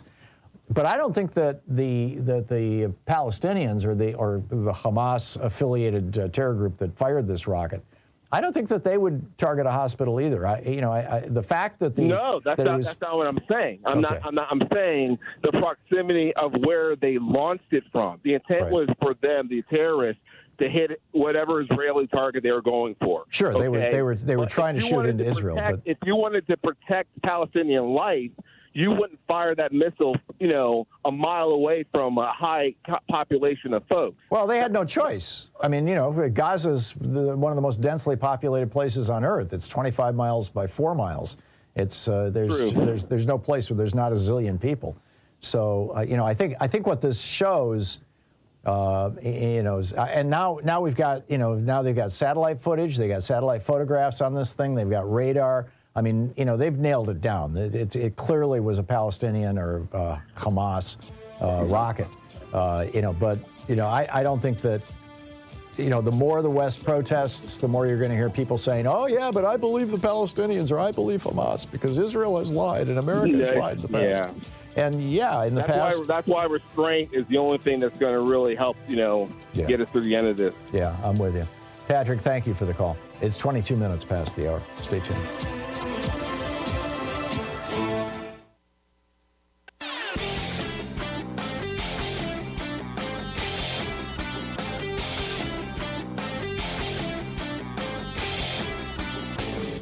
Change starts with you. You can be calling your Democratic or Republican representatives to let them know what you think by calling 202-224-3121. It's the Capitol switchboard. It'll get you right through to them. The MAGA Republicans have a plan for America. It involves something called fascism. It's a three-step plan, actually, to take over America and turn us into a fascist state. They're following the example of Vladimir Putin in Russia and Viktor Orban in Hungary. Viktor Orban, who is held up by conservatives as the example of how a country should be run. He came to Texas to give a speech to CPAC and got a standing ovation. So the three steps. Number one, take over the electoral systems and basically rig them, along with massive gerrymandering. Number two, build a fascist base by mobilizing hate against minorities, gender minorities, racial minorities, religious minorities, while merging with one of the large factions of a church. And the billionaires in the country. And number three, seize control of state power and turn the criminal justice system against your enemies. There's an op-ed about the whole thing over at HartmannReport.com. It's titled, "Revealed, the MAGA Republicans' Three-Step Plan for Classic Fascism." Check it out.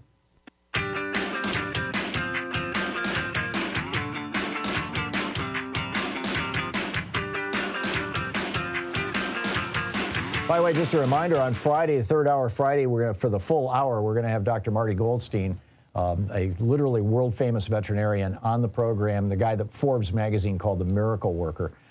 He's written books on holistic medicine, treating animals.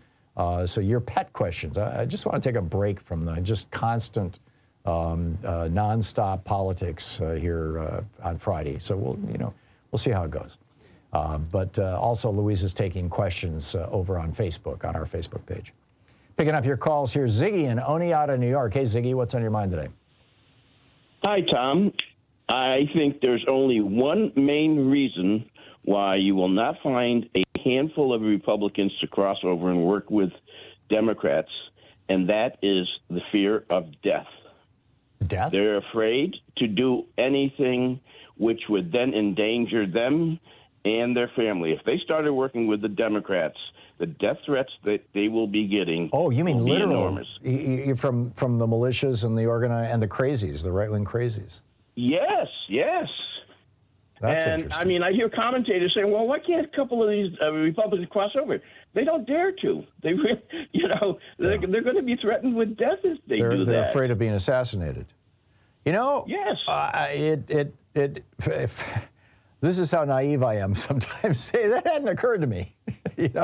I was thinking of it, entirely in political terms, but it makes perfect sense. And I mean, we just saw this with Don Bacon's wife getting threatened. And it wasn't a death threat. It was your husband will never be in politics, and you better stop him. And Exactly. quack. But it was an anonymous threat that went right to her cell phone. These people get doxxed, they get threatened. It's incredible. And that's the main reason. I mean, this is basically fascism playing out right now in front of our eyes, and we have to recognize it.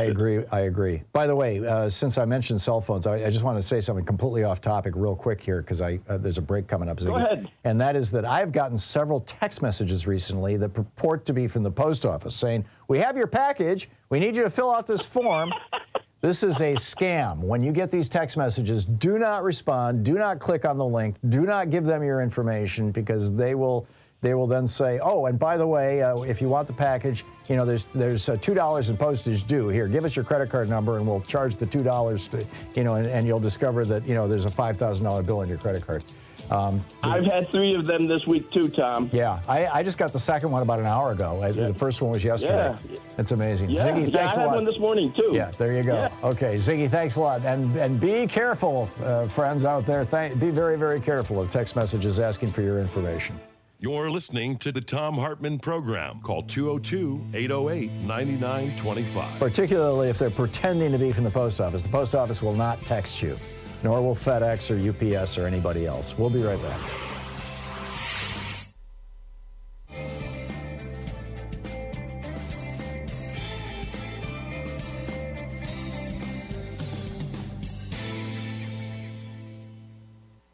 It's Thom Hartmann. We're reading from A Dark Money, the hidden history of the billionaires behind the rise of the radical right in today's Thom Hartmann University Book Club. This is from Chapter 11, page 271. The official opening of the 112th Congress took place on January 5th, 2011, when Nancy Pelosi, the Speaker of the House, handed off an oversized ceremonial gavel to her successor, John Boehner. But a new era of ultra-conservative billionaire influence had already begun. Before the public swearing-in ceremony got underway, David Koch, whose donor network had spent at least $130.7 million on winning a Republican majority, was in the new Speaker-to-be's office, ornate office, chatting amiably with his staff. The People's House was under new management, and critics would suggest new ownership. While Koch was a very public presence on the Capitol, his political adjutant, Tim Phillips, the president of Americans for Prosperity, was deep in the inner sanctum of the congressional committee that mattered most to the bottom line of Koch Industries. Phillips's most important destination that day was the House Energy and Commerce Committee, which under the new Republican majority had now increased its power to block President Obama's environmental agenda in Congress. The committee could bury progress on climate change and harass the EPA for the foreseeable future. And then just jumping through a little anecdote about Lee Fong and David Koch, they continue.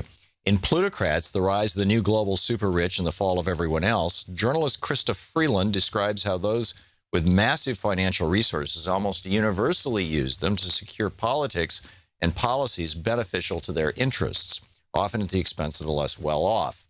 In the United States, a number of studies have shown that in recent years, this tendency has distorted politics in very specific ways. In a study he conducted for the nonpartisan Sunlight Foundation, the political scientist Lee Drutman found that increasingly concentrated wealth in America resulted in more polarization and extremism, especially on the right. Very rich benefactors in the Republican Party were far more opposed to taxes and regulations than the rest of the country. He discovered the more Republicans depend upon 1% of the 1% donors, the more conservative they tend to be. The 112th Congress soon unfolded as a case study of what David Frum, an advisor to the former President George W. Bush, described as the growing and, in his view, destructive influence of the Republican Party's radical rich. The radicalization of the party's donor base, he observed, has propelled the party to advocate policies that were more extreme than anything since Barry Goldwater and his 1964 presidential campaign. It also led Republicans in Congress to try tactics they would never have dared use before, end quote. Hard data supported this. Harvard's Theta Scott poll found that the House took the biggest leap to the far right since political scientists began recording quantitative measurements of legislators' positions. There was no better example than the Koch's newly won influence over the House Energy and Commerce Committee. In the previous Congress, the panel had been chaired by Henry Waxman, the liberal Democrat from California, who had quarterbacked the House's successful passage of the cap-and-trade bill, only to see it die in the Senate. Now the new Republican leadership stocked the committee with oil industry advocates, many of whom owed huge campaign debts to the Kochs. Koch Industries PAC was the single largest oil and gas industry donor to members of the panel, outspending even ExxonMobil. It had donated to 22 of the committee's 31 Republican members and 5 of its Democratic members, too. In addition, 5 out of the 6 Republican freshmen on the committee had received outside support from Americans for Prosperity. Meanwhile, many of the new committee members had signed an unusual pledge swearing fealty to the Koch's agenda. They promised to vote against any kind of carbon tax unless it was offset by comparable spending cuts, an unlikely scenario. The no climate tax pledge was invented by Americans for Prosperity in 2008, when the Supreme Court cleared the way for the EPA to regulate greenhouse gases as it does other pollutants. The Koch's pledge was modeled on the enormously successful one that the anti-tax crusader Grover Norquist had used to intimidate Republican lawmakers from raising taxes. But in this instance, it served not a cause so much as a company. By the start of the legislative session in 2011, fully 156 members of Congress had signed the Koch brothers' no climate tax pledge. Many returning members of the House Energy and Commerce Committee had already taken the pledge, and of the 12 new Republicans on the panel, 9 were signatories, including 5 of the 6 freshmen. A prime example of the symbiotic relationship between the Kochs and the committee was Morgan Griffith, who had defeated Rick Boucher in the district that represented Saltville, Virginia, and was among the new wave of appointees to the Energy and Commerce Committee who were openly indebted to the Koch brothers for their seats. Americans for Prosperity operatives were guests of honor at a victory rally soon after the election, at which Griffith gushed, quote, "I'm just thankful that you all helped me out in so many ways," end quote. The Koch's investments soon paid off. Once in office, Griffith became an outspoken skeptic of mainstream climate science, drawing national ridicule for lecturing scientific experts as they testified before Congress that they needed to consider the possibility that Mesopotamia and the Vikings owed their success to global warming, and the melting ice caps on Mars showed that humans were not its cause on Earth. Congressman Griffith became a lead player in the House Republicans' war on the EPA, demanding that the agency be reined in. Within a month after he took office, he and other House Republicans gutted the EPA budget by a punishing 27%. Dark Money, The Hidden History of the Billionaires Behind the Rise of the Radical Right by Jane Mayer.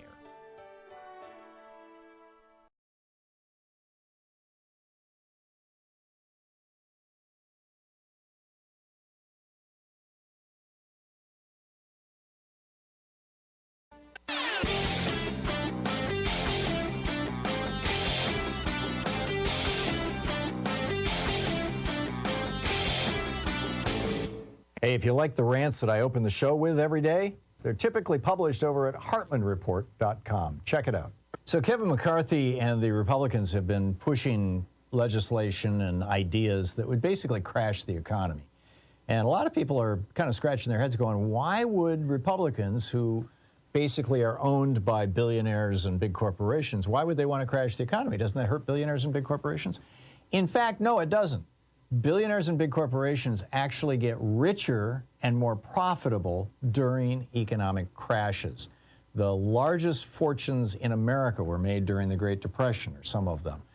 Joe Kennedy, J. Paul Getty. They made a fortune because it was a buying opportunity. Everything was cheap because everything had crashed, so they were buying up stock and buying houses. They had cash. Also, they have more negotiating power with unions, with workers, with their vendors. There's all kinds of benefits to billionaires and big corporations of having a crash. So don't think the Republicans won't do it. There's a whole article about it over at HartmannReport.com. Check it out.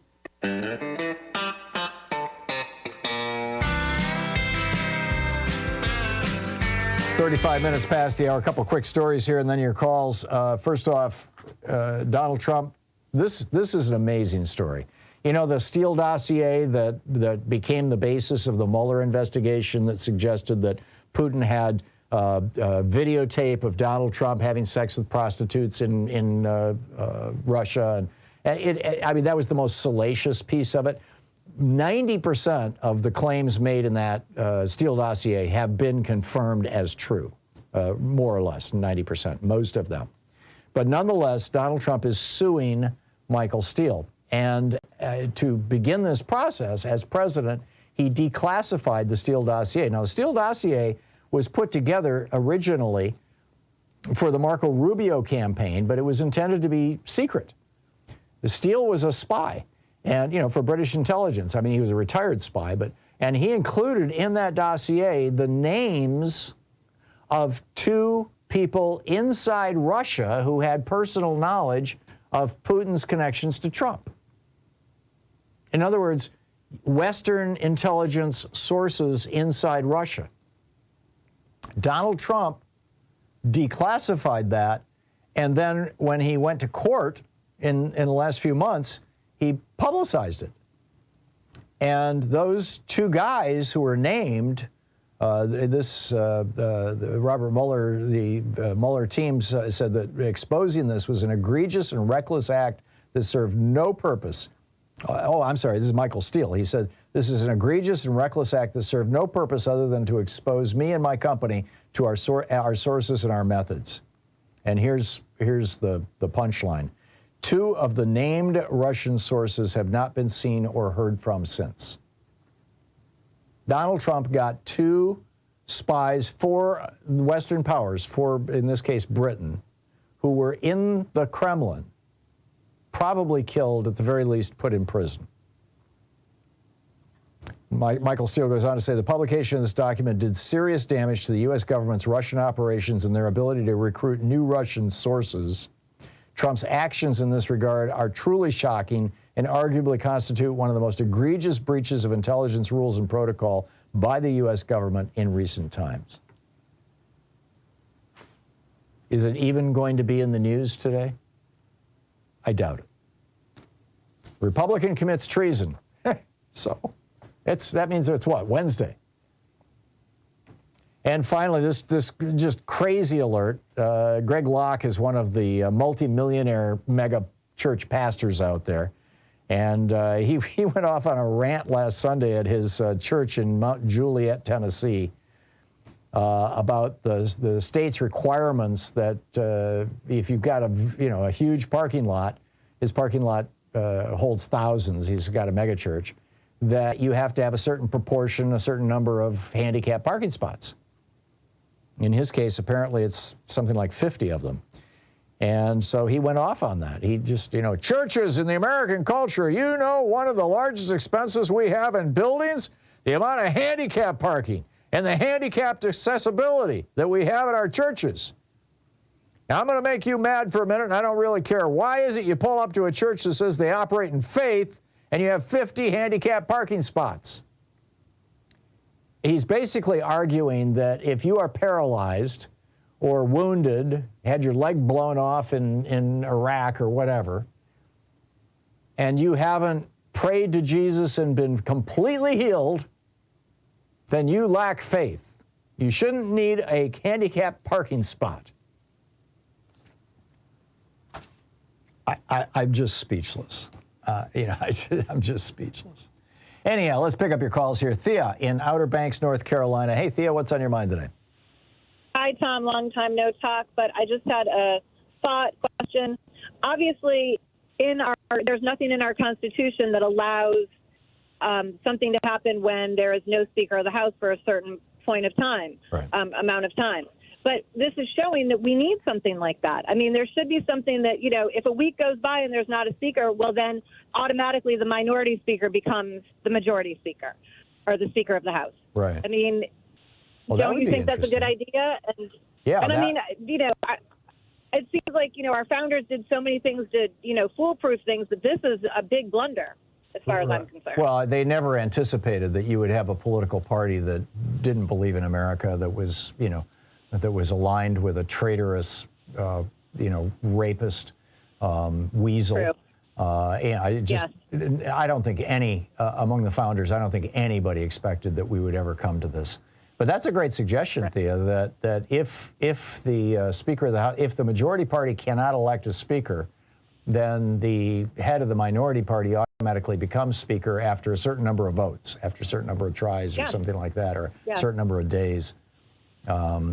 Yeah, because I mean, there just should be a time frame on how long the speakership can remain empty. Yeah. You know, and I mean, there should be, and I mean, I think the Democrats have right at this point, as well as our president, you know, this is an emergency. I mean, what's going on in Israel and Gaza right now? We need a speaker. So if they can't figure it out, there should be some sort of emergency contingency that says, okay, Hakeem's in it. Yeah, I like it. I like it. By the way, Rand Paul has been holding our ambassador to Israel hostage because he wants the government to release some information that he says is going to prove that it was gain of function that created COVID or something, some nonsense, some weird, you know, Rand Paul conspiracy theory. The Senate right now is holding. And that shouldn't be allowed either. Right, and the Senate. Be allowed either. Right, and the Senate right now is holding a hearing to confirm the ambassador to Israel. They're going around Rand Paul, so good on them. Thea, thanks for the call. Good to hear from you. I appreciate it. Stuart in Venice, Florida. Hey, Stuart, what's on your mind today?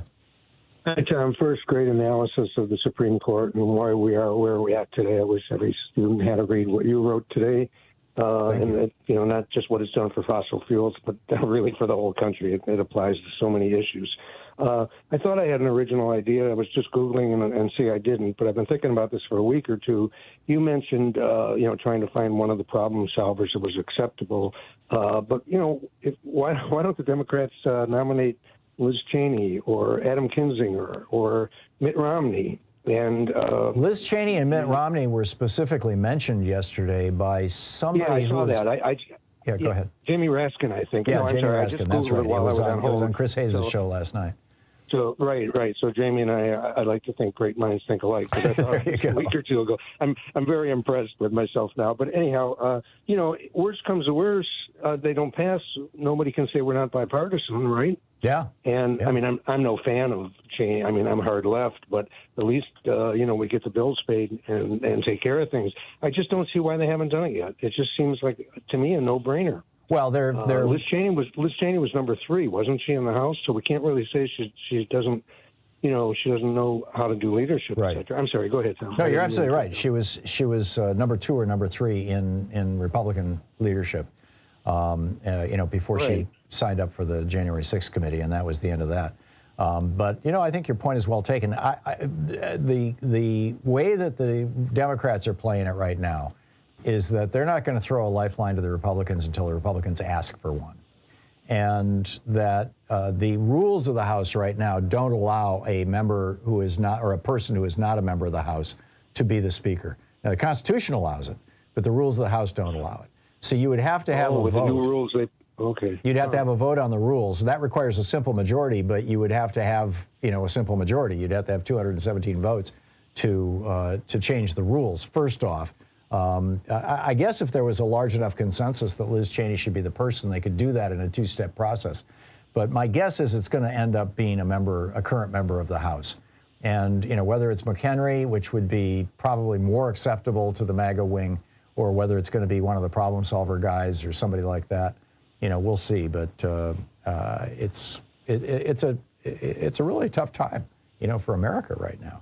I mean, you know, it is, and I mean, you're right. It just the framers just how could you picture a country going insane? It's just there's nothing else you can say about it. We've got an entire political party that's committed to destroying democracy in America.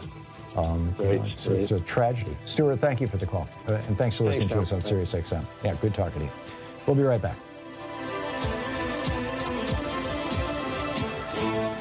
You're listening to Thom Hartmann. Visit thomhartmann.com for audio and video archives. Speaking the truth, Jim Jordan would really rather you didn't know. I'll be right back with your calls.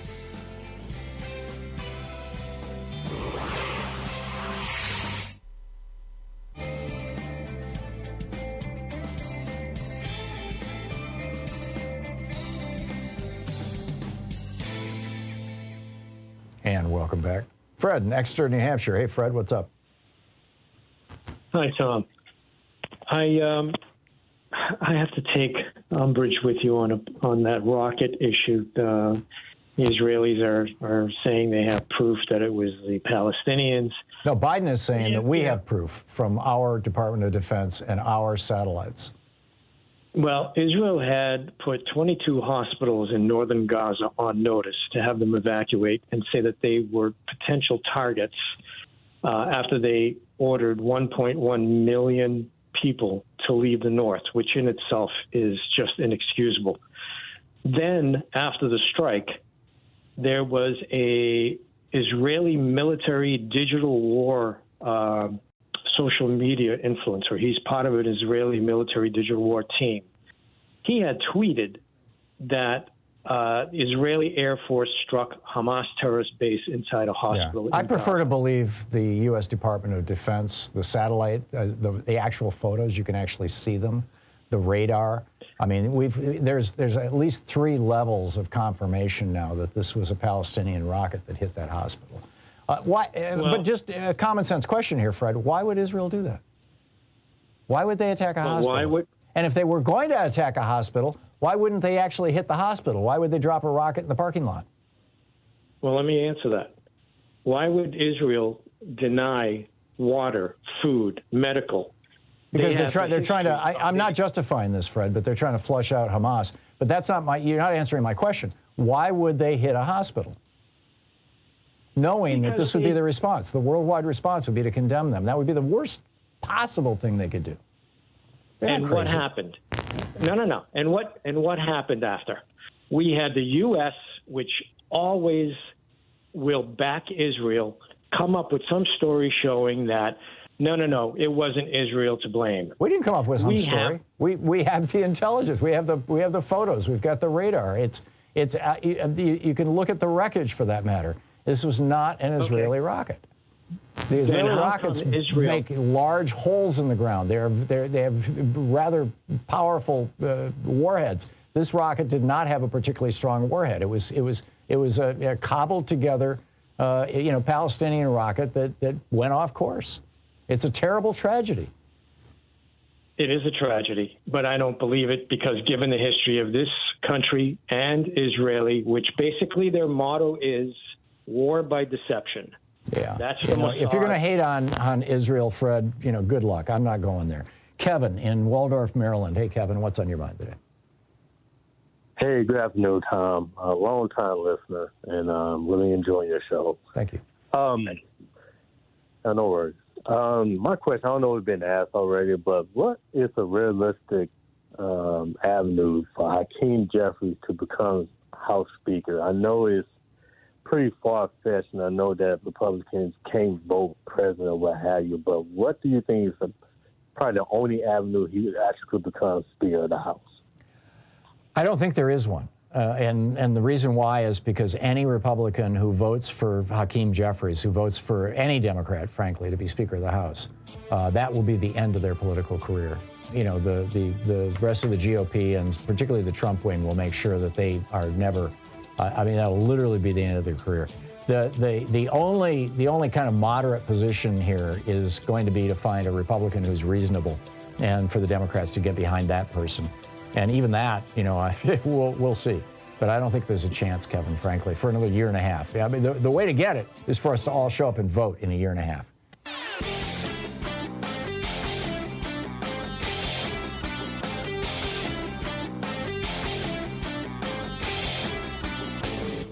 Help support progressive radio. If you're listening to us on a commercial station, call their advertisers and let them know you're listening. If you're listening to us on Pacifica, or one of our many nonprofit stations, please support them when they do their fundraising drives. Thanks for supporting progressive talk radio, and tag you're it. You know, one of the grand questions that political scientists have been scratching their heads over for years in America is, why do right-wing billionaires fund anti-black history movements? Why are they pouring money into these people? Why are they funding anti-trans movements? I mean, what does this have to do with being a billionaire? Well, it turns out it has a lot to do with it, and here's why. Almost 30 million Americans lack health insurance. 37 million of us live in dire poverty. 1 in 5 of us are illiterate. A quarter of Americans suffer from a diagnosable mental illness and can't get treatment. 316 people are shot every day in America. 44% of us carry student debt. And the billionaires don't want to pay income taxes to deal with any of these problems of society.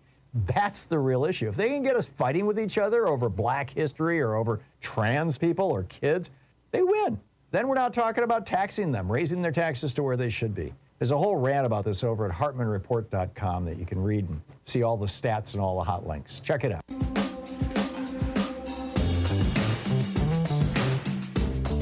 Welcome back. 10 minutes before the hour, picking up your calls here. Lynn in Long Island, New York. Hey, Lynn, what's on your mind?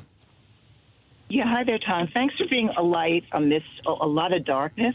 So basically, I wanted to talk about the Middle East terrorist attacks, the 2 attacks, and how they've contributed these outcomes to problems for Israel as far as trying to establish itself peacefully in the Middle East, because it was looking forward before these attacks to the Saudi Arabia peace agreement. Right. Also, how these 2 attacks have influenced its inability for our president to sit down and peacefully discuss humane corridors for getting Red Cross, supplies to people that really need it. Right. Israel is not the aggressor, in my opinion. Israel is the victim, and I'm tired of people casting Israel as the aggressor. Yep. Also, now backseat to Israel is Ukraine, and a lot of people are going to say, well, Israel should now be center stage. And as a Jewish person, I'm the first one to root for that, but the first to acknowledge that this also puts Russia at the advantage. Yep. Also, that there is a reduced trust for the 2-state solution, where you might have been coming closer to that, and this puts all kinds of distrust along the Israeli-Palestinian situation completely. So this is a no-win situation for Israel. This is a no-win situation for the innocent people in Palestine who really wanted peace and a better situation in the Middle East. And the outcomes are what we should be really focusing on, and who are the victors and who are the losers. And it's tragic. Yeah. I thank you for being a light in the darkness. Thank you, Lynn. Thank you for your kind words. And I agree with your sentiments. Very well said. Thank you. Brian in Albuquerque, New Mexico. Hey, Brian, thanks for listening to KTRC. What's up? Morning, Tom. This recent spasm of violence and this fighting is going to end up costing the American taxpayers tens of billions of dollars, in my opinion. Yep. And I wanted to remind the listeners that when World War I ended and the Ottoman Empire collapsed, it was Imperial Britain and the French that rushed into that area and drew most of the modern borders and set up many of the governments. The House of Saud was set up by Britain. Yep. And we need to remind people that, of course, once World War II ended, then the Russian Soviets got involved because they were helping the people that the British were oppressing. But I would like to get the listeners thinking about, we need to get the British and the French taking the lead in this endeavor and spending their money cleaning up the messes that they helped to make primarily. And there's a big conflict coming with Iran. It's the same story. The British Empire rushed into Iran and took it over. When Iran tried to free themselves of the British, with our help, put the Shah in power. Actually, that was the United States. We overthrew Mossadegh. Iran had democratically elected a leader. I forget his first name, but his last name was Mossadegh. But we were in league and the with CIA British overthrew intelligence doing that. Sure. And now we end up with the radical mullahs running the country, and they're racing towards a nuclear weapon, which the Israelis have said they're not going to accept. Right. Which means that there's a strong possibility this war could blow up and expand. I agree. Into an attack on Iran. And guess who else that would help? That would help Vladimir Putin, because then we're not paying attention to Ukraine. And in both cases, it helps President Xi of China, because he's hoping that the world will get highly distracted so that he can attack Taiwan. Right. So if I was a leading American politician, I would be leaning on the UK and the French to get their act together. I mean, what's King Charles doing these days? I have no idea. Out riding horses or something? Probably, but he doesn't run the government. It's up to Rishi Sunak right now. But it's symbolic. He's a symbolic figure.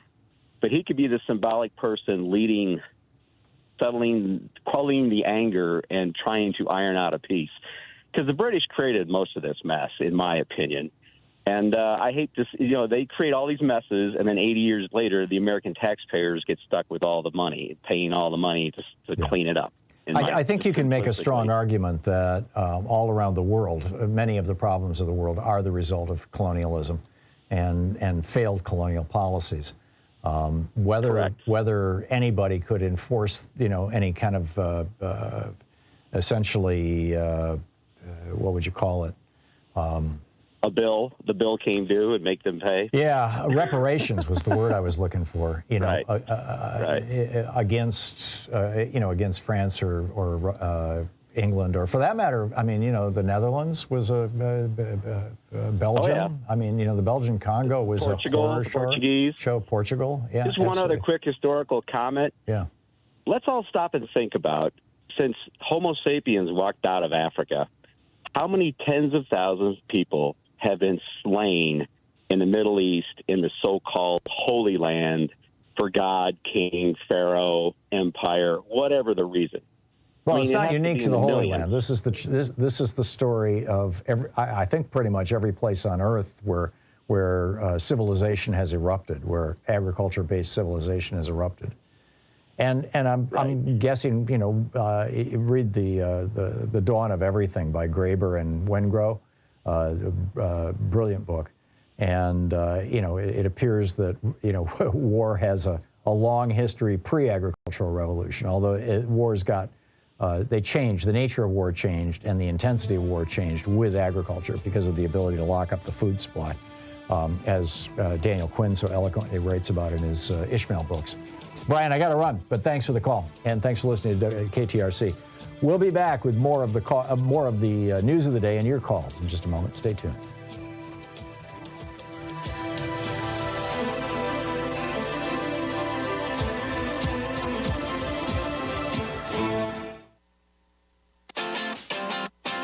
You're listening to Thom Hartmann.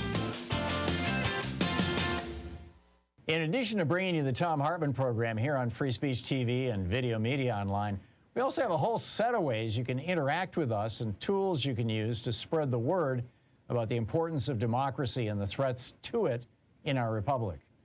First, there's your daily homework. Sue Nethercutt puts together a daily email newsletter that has a link to every story I discuss on the air, so you can find my sources and you can share them with your friends. It's free, and you can sign up at thomhartmann.com. Second, I publish my daily take every day over at the HartmannReport.com website. That's also free if you want the daily 5 days a week rant in your inbox. No ads either. Third, we have the podcasts. There's the free 1-hour version of our daily show that's advertising supported. You can find that wherever you get your podcasts normally. And then there's also the podcast of the entire 3-hour show with no advertisements, and that's available by subscription over at thomhartmann.com. So check them all out at thomhartmann.com and hartmannreport.com.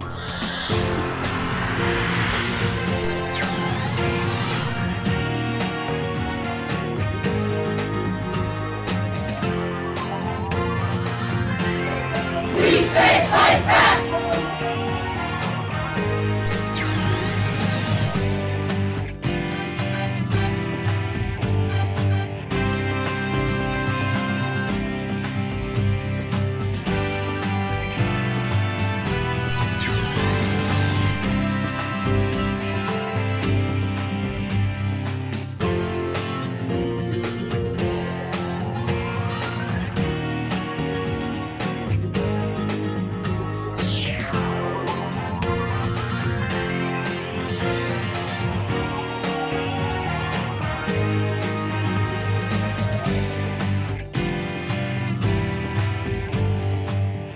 Our book today is Jailbreak Out of History by Butch Lee.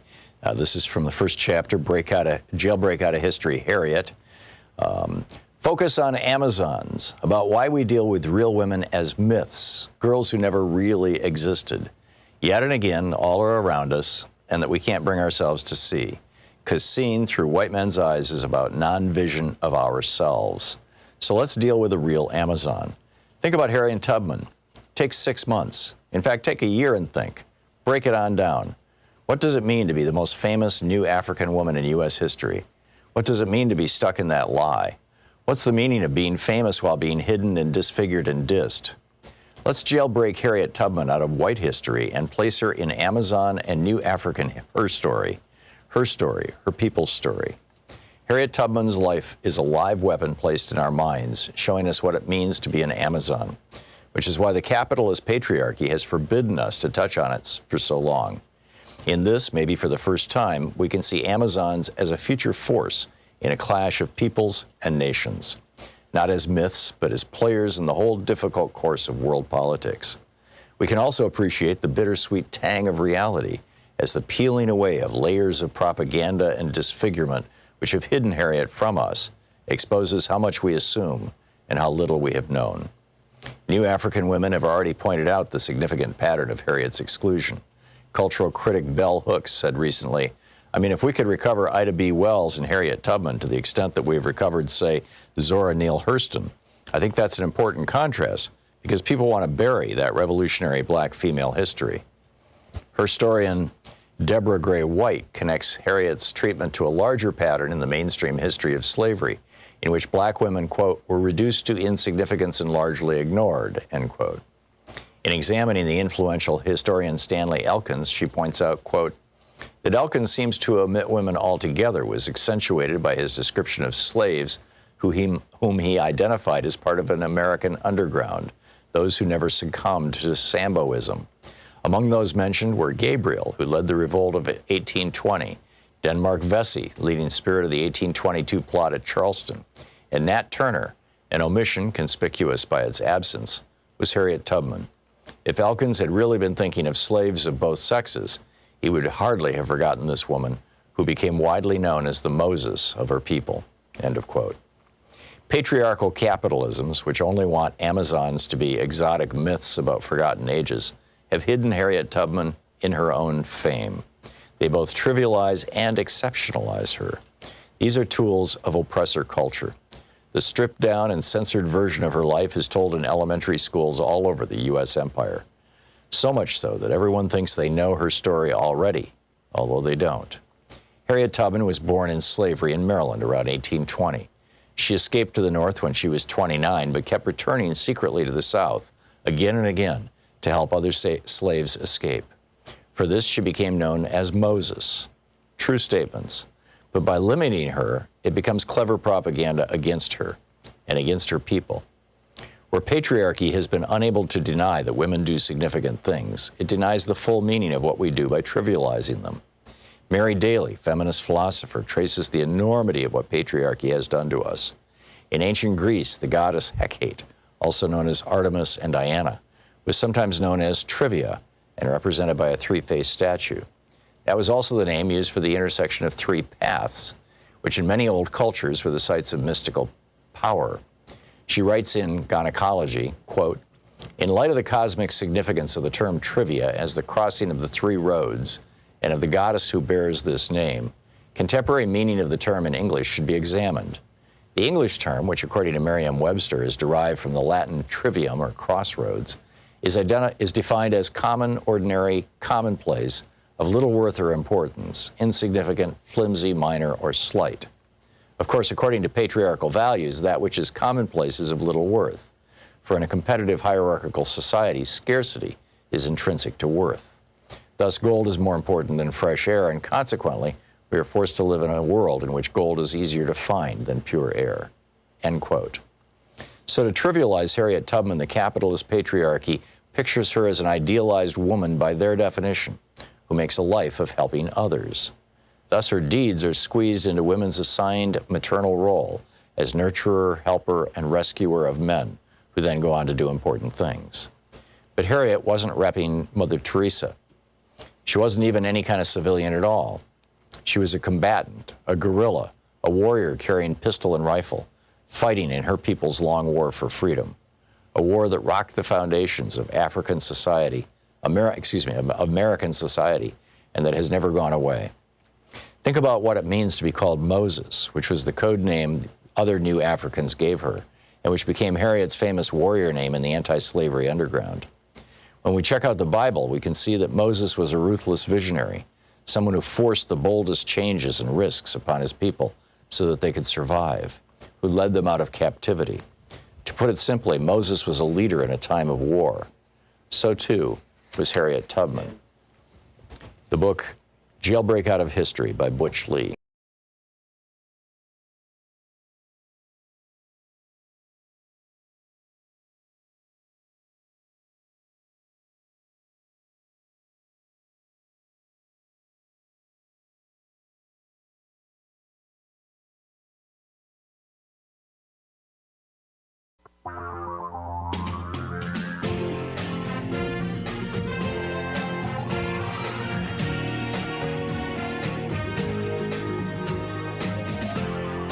This is the Thom Hartmann Program. Welcome to the third hour of the program. How many Americans will face climate gentrification? The Mary Lou Retton story is even worse than you think. And are Republicans bringing syphilis to red states? Let me tell you all about those things. We'll start out with a climate gentrification. Now, most of us know what gentrification is. I remember when I was living in Washington, D.C., Louise and I lived in a neighborhood. We lived on a boat in the marina there that was, surrounded by a waterfront neighborhood that was largely low income and black. There was a large housing project just down the street. And during the 7 or 8 years, I guess it was 7 years we lived in D.C., during those 7 years, that neighborhood just went through a complete transition. They tore down old houses, they tore down buildings, they built new hotels, they built, the whole waterfront thing got rebuilt. Apartments that had been selling for $30,000, $40,000 were selling for $300,000 and $400,000. In buildings that were going to be torn down. I mean, it was just, people were, that's how gentrification works. So you're familiar with that. But I'd never heard of climate gentrification until I read this article about what's going on in Miami. And that is that as the water levels are going up, Miami is starting to get wetter and wetter, and heavy storms and high with these called king tides, these tides, high tides that are higher than normal, high tide with a full moon and all that kind of stuff. And it's starting to, leak water into the streets of Miami. Now, there is a neighborhood in Miami called Little Haiti. And Little Haiti is very poor and very black. But Little Haiti is also 10 feet above sea level, whereas the rest of Miami is 2, 3, 4 feet above sea level. And so what's going on right now is that suddenly there are developers buying up properties in Little Haiti and pricing out the locals who have been living there in some cases for generations, in some cases probably for centuries, or at least a century. And it's literally gentrification. There's an article about it that was published Monday of this week in the journal Environmental Research Letters. They found that at the current rate of sea level rise, by the end of this century, there are 2.6 million people in the Miami region are going to be basically underwater. And that these homes, these very wealthy homes in the beachfront areas that are at sea level or a foot above sea level, they're starting to lose their value very, very rapidly. Many of them can no longer even be insured, whereas the homes in Little Haiti and some other communities, some of the other poorer communities in Miami that happen to be 10 feet above sea level or more, they're now increasing in value and thus pricing out the local folks. Fascinating stuff, just an FYI. It's kind of our geeky science for the day. Remember Mary Lou Retton? I guess you've got to be a certain age. I mean, she was a big deal in the 1980s. She was on the Wheaties box, remember? With her, yay, winning the Olympics on behalf of the United States. She's broke. And the thing that broke her were medical bills. Now, this is something that does not happen in any other developed country in the world. It doesn't happen in Canada, doesn't happen in Costa Rica, doesn't happen in France, doesn't happen in Germany, doesn't happen in Norway, doesn't happen in Denmark, doesn't happen in Greece, doesn't happen in Italy, doesn't happen in any other developed country, Australia, Taiwan, none of them. South Korea, people do not go into bankruptcy or post, please heal me, please help me on GoFundMe sites because they have medical bills. Because in every other developed country in the world, medicine is considered part of the commons. It's administered by the government, it's paid for by the government, and it's cheap, and in many cases, it's free, and it's widely accessible. But not here in the United States. Here in the United States, we have turned healthcare over to these predatory corporations, basically. And Wendell Potter is writing about this over at wendellpotter.substack.com, his newsletter, about Mary Lou Retton. He says she's so deeply in debt that her family launched a crowdfunding campaign, a GoFundMe page. He said, meanwhile, I'm quoting from Wendell Potter, the former vice president at, I believe it was it Aetna? Cigna, thank you. Former vice president over at Cigna, one of the senior executives in one of the big 5 health insurance companies, Wendell Potter, been a guest on this program many times, author of a couple of brilliant books. He writes, meanwhile, on Friday morning, United Health Group, the nation's biggest insurer, said it made $8.5 billion in profits between the 1st of July and the end of September on revenues that totaled $56.7 billion, all that in just 3 months. He said about half of Americans have difficulty paying their medical bills, and 250,000 of us resort to publicly begging for help on GoFundMe because of medical bills. Again, no other country in the world has this problem. No other country in the world has predatory corporations running its health care. He goes on to note, United Health, which reported $25 billion in profits during the first 9 months of this year, said on Friday last week that it expects to make even more money than it previously thought possible. And so it spent $11.5 billion during the last 9 months rewarding its shareholders, 89% of which are large institutional investors, and 17 investors own half the company's stock. And it just handed out $11.5 billion to them. He said one way United Health and other insurers make so much money is by forcing people enrolled in their health plans to pay hundreds and in many cases thousands of dollars out of their own pockets before their coverage kicks in. Increasingly, people begging for money on GoFundMe and other crowdfunding platforms have health insurance. They just can't afford the copays and deductibles. He says United Healthcare is also making massive profits from the so-called Medicare Advantage program. Although United Health, I'm quoting Wendell Potter here, former health insurance industry executive, although United Health has 3.5 times more people enrolled in its commercial plans than its Medicare Advantage plans, which it co-brands with AARP, it now makes more money per person on the public programs, Medicaid and Medicare, our government has largely turned over to private insurers. United Health gets 35% of its total health plan revenues from its Medicare Advantage business. Another 20% comes from running Medicaid programs for states. He said Retton is only 55, so she doesn't qualify for Medicare yet, so she's stuck. She's among the 27.5 million Americans who don't have health insurance. 27.5 million Americans don't have health insurance. It's amazing. Meanwhile, speaking of health, congenital syphilis, congenital means born with, syphilis is making a roaring comeback in those states that have outlawed abortion. Now, what does outlawing abortion have to do with an explosion of syphilis in babies? Well, first of all, when a child is born to a mother who has syphilis, typically, the child is infected by mom. And this is from a piece by Umbra over on dailycoast.com. Up to 40% of babies born to untreated mothers will be stillborn or die. Let that sink in. 40% of mothers infected with syphilis, their babies don't make it. They die. Others can be left with severe birth defects from syphilis, such as bone damage, anemia, blindness, deafness, and what's called neurological devastation. Now, there was a fair amount of federal funding to deal with syphilis. Most of the syphilis is in the red states, in the poor states in the United States. And there was a fair amount of federal money for this, but Republicans in Congress clawed back much of that out of the federal budget.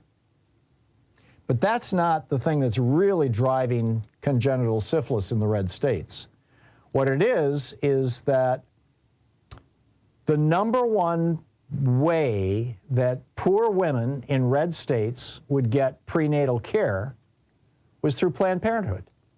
Planned Parenthood, yes, they run abortion clinics, but they also run programs for expectant mothers, and they're free. And so, expectant mothers, women who are pregnant in these poor states, in these poor red states, would go to Planned Parenthood, and Planned Parenthood, the first thing they do when a new mother comes in and says, I'd like some prenatal vitamins and I'd like a checkup and give me an ultrasound and, how am I doing and all that kind of stuff. The first thing they do is draw blood and test for syphilis. And guess what? In those states that have outlawed abortion, they have put 61 Planned Parenthood clinics out of business, shut them down altogether. Without the Planned Parenthood clinics, there's no place for these low-income women to go. They don't realize they have syphilis. I mean, it just shows up as a few small sores on the body. And sometimes it doesn't even show symptoms. And 40% of their children are born dead. And the rest are suffering, severe birth defects. Now, are Republicans in these states trying to do anything about this, like reopening the Planned Parenthood clinics or even taking them over and having the state run them as just, prenatal clinics? No, of course not. Republicans don't care about babies once they're born. They only care about them as long as they're in utero, as long as they're inside mom. Because then they're morally pure. Then you don't have to pay for them. Then you don't have to feed them. Then you don't have to house them. Then you don't have to provide medical care for them. Then you don't have to worry about educating them. You don't have to clothe them. You don't have to provide transportation. All those things cost money, and Republicans don't like spending money on anything that has the word human attached to it. I mean, they're happy to give money to corporations. They're happy to subsidize the fossil fuel industry in the United States to the tune of $600 billion a year. But throw a couple $1 million at a Planned Parenthood clinic or a prenatal care clinic in Mississippi? Nah, no way. You kidding? We're the Republican Party. We only give money to rich people. It's just incredible. And we're seeing this literally an explosion of STDs. And, gonorrhea and chlamydia as well. Now, gonorrhea and chlamydia are bad, but syphilis causes these kinds of birth defects that are just devastating. And these rates are exploding in red states that have banned abortion and put Planned Parenthood out of business. Incredible. I'll pick up your calls after the break. What's on your mind? This is the Thom Hartmann Program. It's talk media for the sane among us. We'll be right back.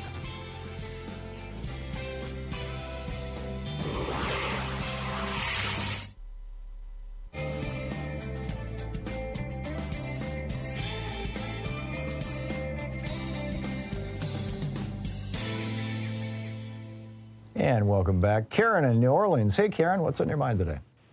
Hey, Tom. You hit an earlier caller, and the reason that a lot of folks that call themselves Christians but never have read the Bible is that they blame Jews because an infidel, Judas Iscariot, turned in Jesus to the Romans for 30 pieces of silver, gold, whatever. Yeah, it was silver. And that's where that comes from. Well, there's also the story that they don't read the Bible, so they don't really. Yeah, no, I get what you're saying, Karen. There's also the story that, Pilate said to the crowd, do you want me to release this criminal, or do you want me to release Jesus? And they said, release the criminal. And the crowd was theoretically a bunch of Jews. It's pretty weak tea. Theoretically is not answering my question, but, I guess they had just as many Romans as Jews in that crowd. There may well have been. Nobody knows. I mean, it doesn't. But yeah, I mean, this blame the Jews for everything is just, it's terrible. Yeah, and the protocols of the Elders of Zion is like 1919 Russian propaganda that they just keep using over and over again. Yeah. My question, if a state, we just had a freaking Republican elected as our governor because our wonderful Democrat governor, John Bel Edwards, was term limited. Mm-hmm. I'm scared to death. But my question is, if a state accepts Medicaid expansion, can the next governor renege on that? Can it take it away? I don't know why not. I think it would require the state legislatures' collaboration. Well, we got the Did John Bel Edwards expand Medicaid in Louisiana? Yes, Bobby Jindal just about broke this state, and hospitals were closing all over the state, and schools were getting defunded. And the minute John Bel Edwards came in, he expanded Medicaid immediately. Yeah. Good on so, for 8 years, I have been I love him. I'm a Democrat. You mistook me for a Republican because I live in Louisiana. I was born and raised in New Orleans. Mm-hmm. There has never been a Republican mayor in New Orleans, and I'm 72 years old. So, it's a very lonely place to live when you're a Democrat, but here we have it. And I am deathly afraid that this new Republican is going to take away my Medicaid, and it saved my life. Yeah. He's sworn in January, or is he sworn in soon? Yeah. January. So Edwards vetoed every LGBTQ bill that the Republican legislature brought in. Mm-hmm. You asked me about the red dress parades. Mm-hmm. Bel Edwards vetoed every one of those bills. Huh. But they're going to take it up in January again. Yeah. Well, keep us up to date, Karen. Let me know how it works out. Okay, I'll do it. Okay. Have a good one. Thank you very much. You too. Bye now. 22 minutes past the hour. We'll be right back with more of your calls in just a second. Stay tuned.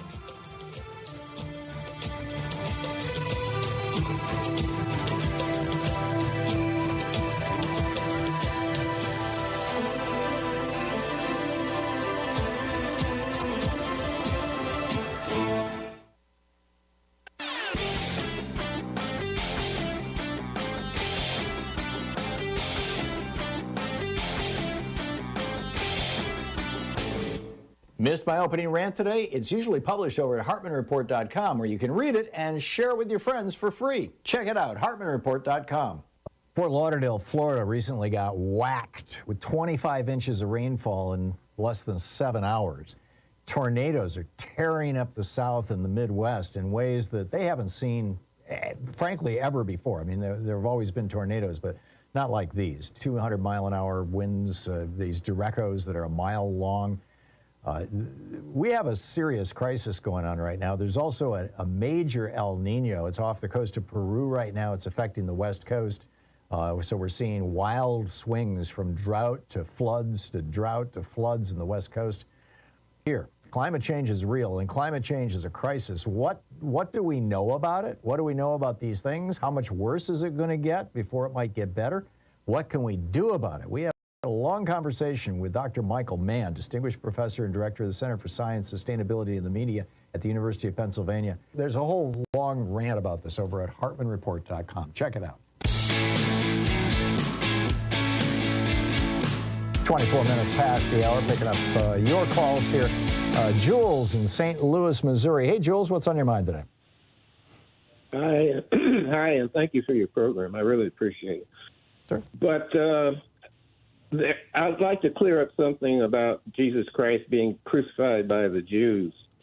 He was not. He was crucified in all actuality by Pontius Pilate, who was the governor of a Jewish state. But he was Roman. Exactly. Yeah. But what happened was Jesus Christ was causing a lot of trouble amongst the regular Jewish population because he was giving them an entirely different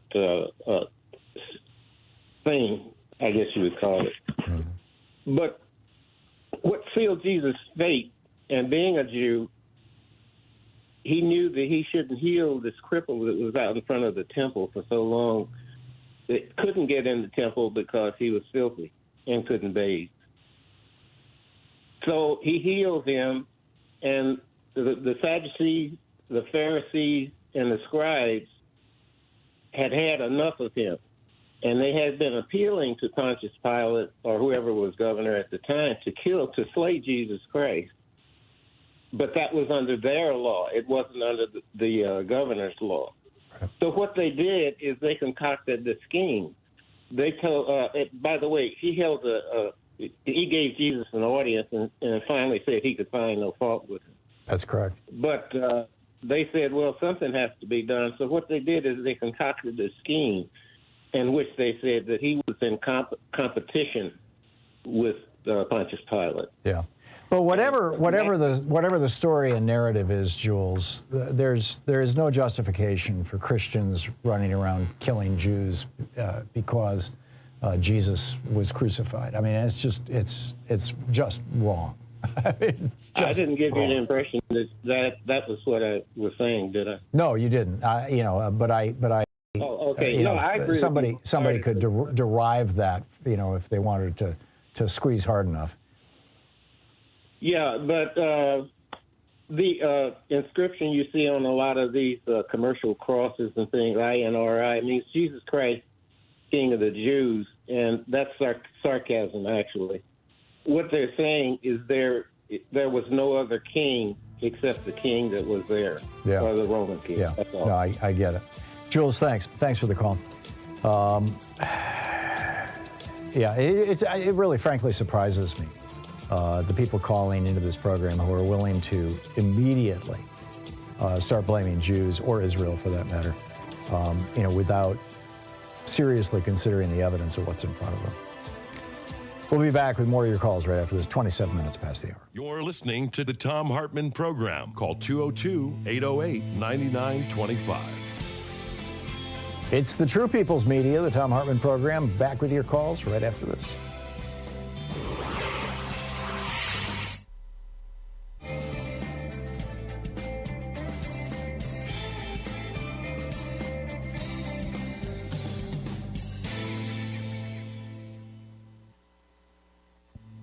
This.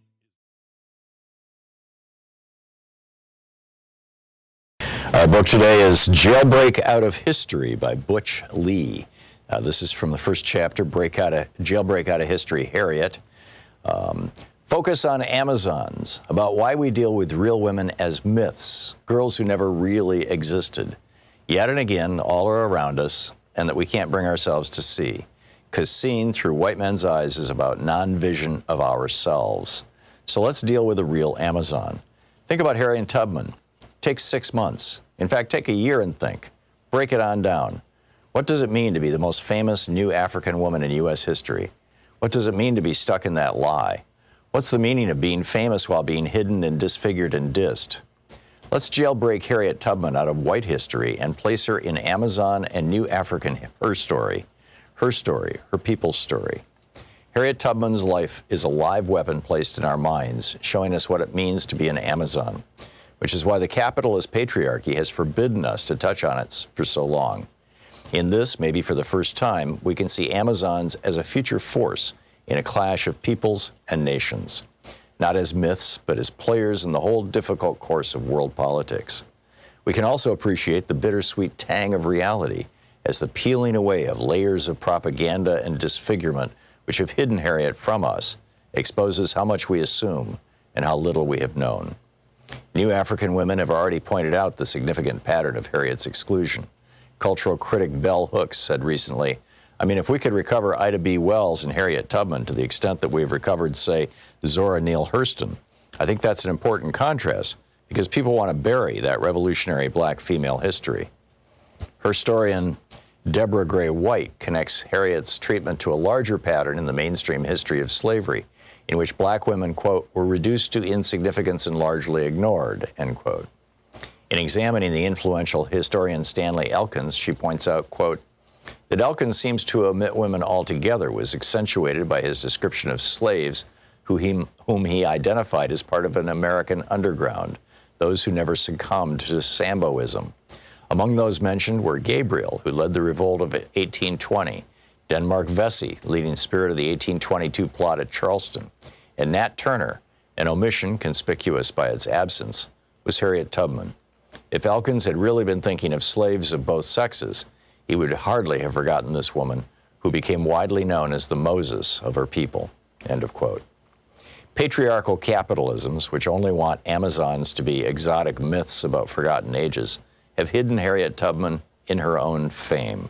They both trivialize and exceptionalize her. These are tools of oppressor culture. The stripped down and censored version of her life is told in elementary schools all over the U.S. empire. So much so that everyone thinks they know her story already, although they don't. Harriet Tubman was born in slavery in Maryland around 1820. She escaped to the North when she was 29, but kept returning secretly to the South again and again to help other slaves escape. For this, she became known as Moses. True statements. But by limiting her, it becomes clever propaganda against her and against her people.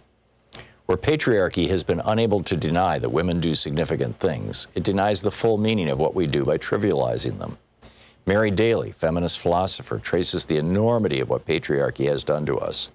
In ancient Greece, the goddess Hecate, also known as Artemis and Diana, was sometimes known as Trivia and represented by a three-faced statue. That was also the name used for the intersection of three paths, which in many old cultures were the sites of mystical power.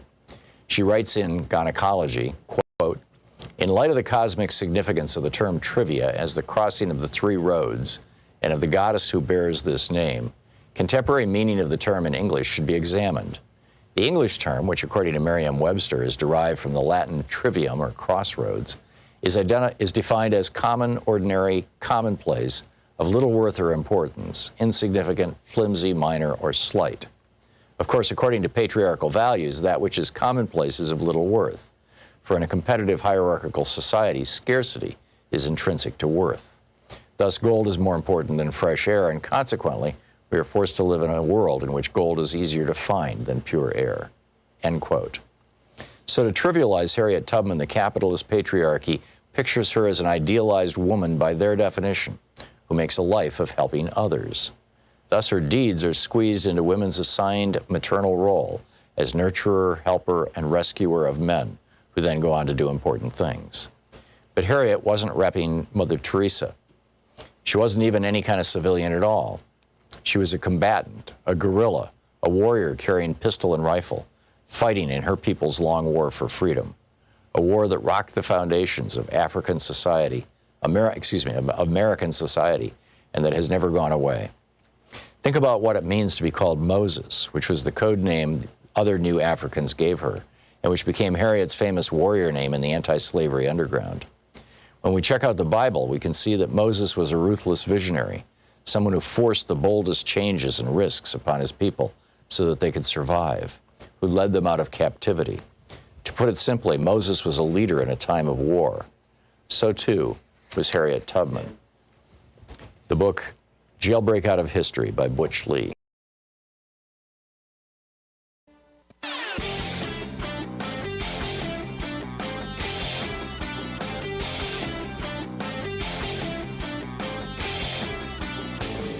From international trade policy to immigration policy to housing, we've got all kinds of topics. The wars between Republicans and Democrats, the Republican efforts to induce fascism in the United States. A great selection of opinions will be found over at HartmannReport.com. So right-wing billionaires are major funders of the GOP, and the GOP has been promoting basically a death cult. You got Ron DeSantis most recently signing a law that eliminates legal liability for medical professionals who refuse to provide services to people in crisis if it violates their moral, ethical, or religious convictions. The Republican Party has picked up from the Democrats, actually, ironically, weirdly, you know, the old Dixiecrats, the old Southern racists. They used to be Democrats prior to 1964, but then, you know, the Civil Rights Act and the Voting Rights Act and all that, you know, and Nixon came in along in '68 with the Southern strategy, and now they're all Republicans. So why are these right-wing billionaires willing to support this death cult? Is it really just about taxes and regulation? There's a piece about it at thehartmannreport.com. Check it out.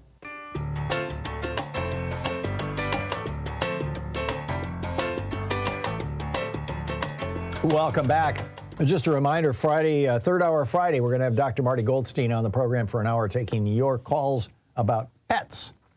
So, all righty, picking up your calls here. Johan in Los Angeles. Hey, Johan, what's on your mind today? Over the weekend, I saw that Australia exclude the indigenous people from the Constitution. Will it happen here since Republicans tried to rewrite the Constitution? Or did Australia try to literally copy how U.S. Constitution constitute in this country by not exercising the practicing the equality to every Americans? I think you're mischaracterizing what happened in Australia, Johan. My understanding, and I'm not Australian and I'm not an expert on Australian politics, but you know I read a few news stories about it, was that there was an effort, a nationwide referendum, to amend the Constitution or pass a law. I don't recall which. I think it was to amend their Constitution, to provide, you know, basically special services, as it were. And I don't recall what they were specifically, but it was, you know, it wasn't as expansive as, for example, reparations would be, but it was more than the rights and privileges that are afforded to average Australians, to the Aboriginal people of the country. And it was widely expected it was going to pass because it was not that big a deal. It wasn't that big a gift, as it were, to the native people. It wouldn't have cost the government that much money or been that huge an inconvenience. But apparently the white supremacists in Australia just didn't want to have anything to do with it. And it got voted down by a substantial margin. But it wasn't a matter of taking Aboriginal people out of the Constitution. It was a failure to put them into the Constitution as a protected class. Yeah, and will it happen here as Republicans try to rewrite the Constitution? God only knows. You know, it's. I mean, you got the Supreme Court right now striking down laws that are designed just to prevent discrimination against people based on race. You know, particularly political discrimination. All this gerrymandering stuff. So, you know, hard to say, but anything is possible. Johan, thanks for the call. May, excuse me, in Hamden, Connecticut. Hey, May, what's on your mind today? Hi, I have a question. I receive a lot of emails, and can you hear me? Yeah. I receive a lot of emails and a lot of mail from the Democrats, like Hakeem Jeffries, Nancy Pelosi, Obama, Biden, Adam Schiff, Mary Trump. Now, is that legitimate? I mean, they're asking for money. Mm-hmm. I'd have to look at the email. If it's taking you to if it's taking you to Act Blue, which is yes, that's what it takes. Yeah, which is a democratically aligned fundraising site. In all probability, they are legitimate. Okay, because I get them every day, and I get them in the mail. You must have given money to a Democrat at some point. Okay. Is it them specifically that's asking for it, or does it go into a fund? It depends. You know, sometimes you'll find that they're asking for money for their own campaign. Sometimes you'll see them, you know, splitting money with people. I get these from Jeff Merkley all the time, where he's, you know, asking for contributions, and he's going to split them 50-50 with this Democrat or that Democrat. So, but generally they're not scams. Generally, if they're hot linking to Act Blue, and when it goes to Act Blue, it will tell you explicitly what the money's for, where it's going to go, and how it's going to be split up. So I wouldn't be so worried about that. Okay? Good luck, May. Okay, Thanks a lot for the call. Eddie in Panama City, Florida. Hey, Eddie, my apologies. Jeremy told me that you were calling and to disagree with me, and typically disagreeing callers go first in line, and I forgot for the last 10 minutes. Yeah, not a problem, Tom. So How what's are up, you? Eddie? I'm good. What's on your mind? Listen, so I've lived in multiple countries that have socialized medicine. For example? My wife lived, I was born and raised in Peru. I've also lived in Venezuela, and not Venezuela brought down to its knees by socialism, but Venezuela in the late 70s, early 80s. So, when they were flush with cash. I'll give you a perfect example. In Venezuela, my father died in a car accident. It wasn't an immediate death. He was conscious and alive after the accident, and they were going to take him to the socialized medicine hospital, which was 15 minutes away from the car accident. And he told them, no, take me to the clinic, to this clinic. And they said, that's 45 minutes away. You might not survive the ride.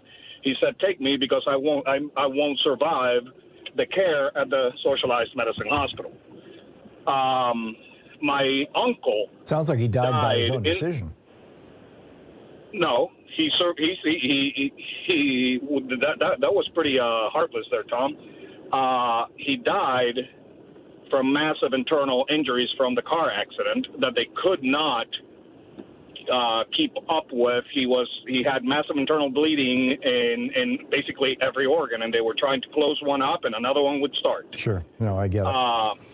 So Eddie, is your call to condemn socialized medicine here? What's your alternative for the United States? Well, no. What I'm saying is, if socialized medicine is so wonderful, Tom, then there's no need for individual or private insurance policies, correct?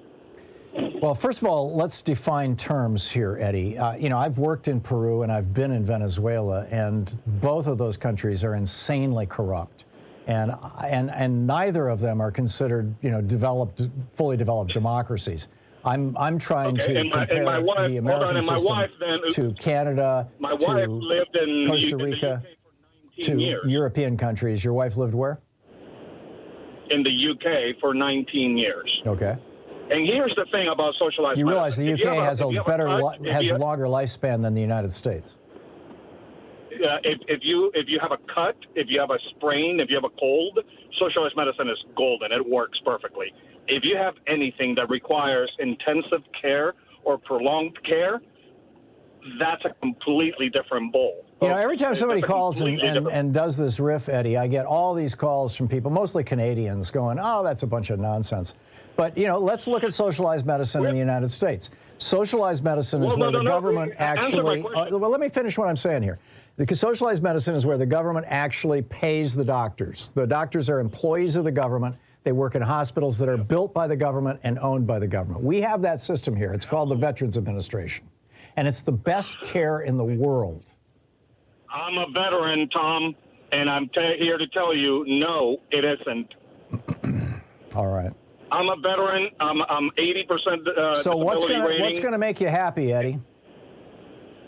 What's going to make me happy is not to turn the United States into a socialist country. The average American, we're already a socialized country. The average American is spending the average employer in the United States is spending $12,600 a year on health insurance for their employees. It's a fortune.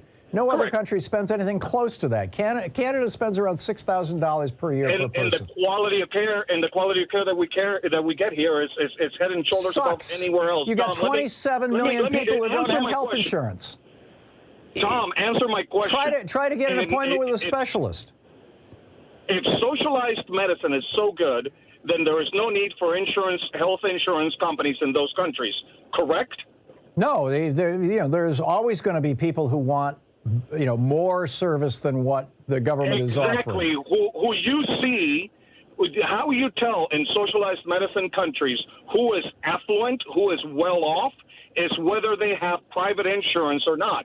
If they have private insurance, they don't go to the hospital. They go to clinics. Clinic in outside of the United States, a clinic is a place that you go to when you have private insurance and can afford to go. Rich people are always going to do this, Eddie. Rich people are always going to find some way to get better care, and there's always going to be people who are perfectly happy to take their money.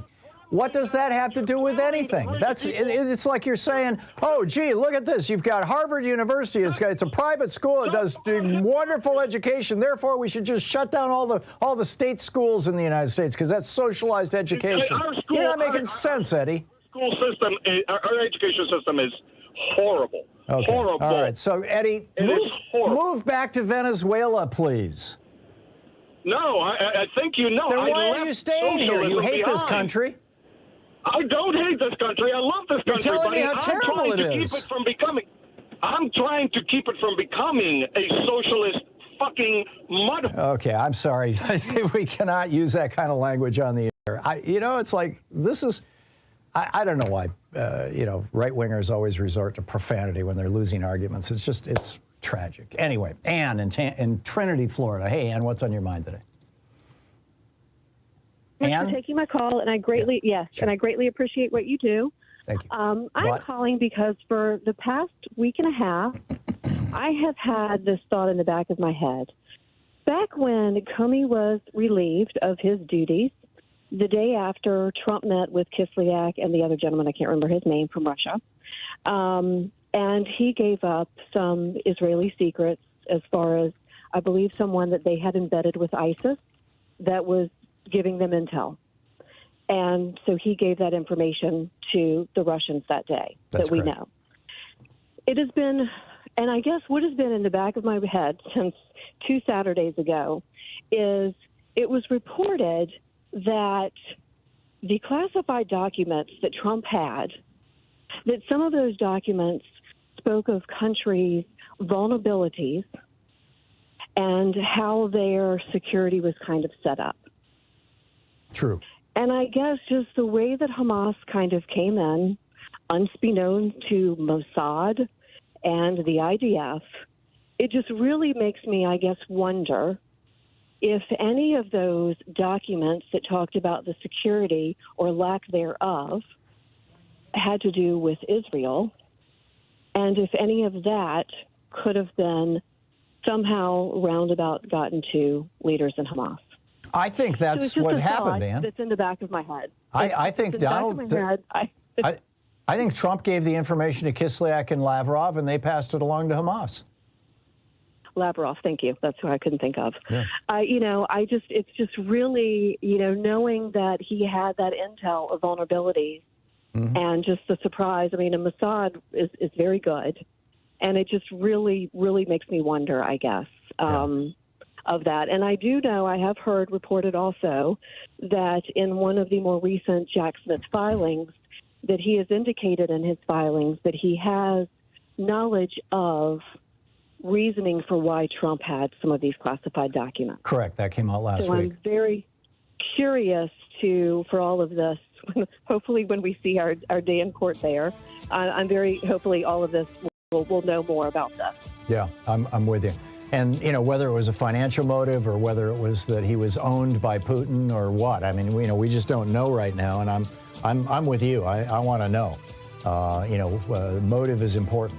I think this is my personal opinion. I have nothing to back it up beyond that we know that Trump, burned a spy, an Israeli spy to the Russians. You're listening to Thom Hartmann. Visit ThomHartmann.com for audio and video archives. Your calls in just a moment, 48 minutes past the hour.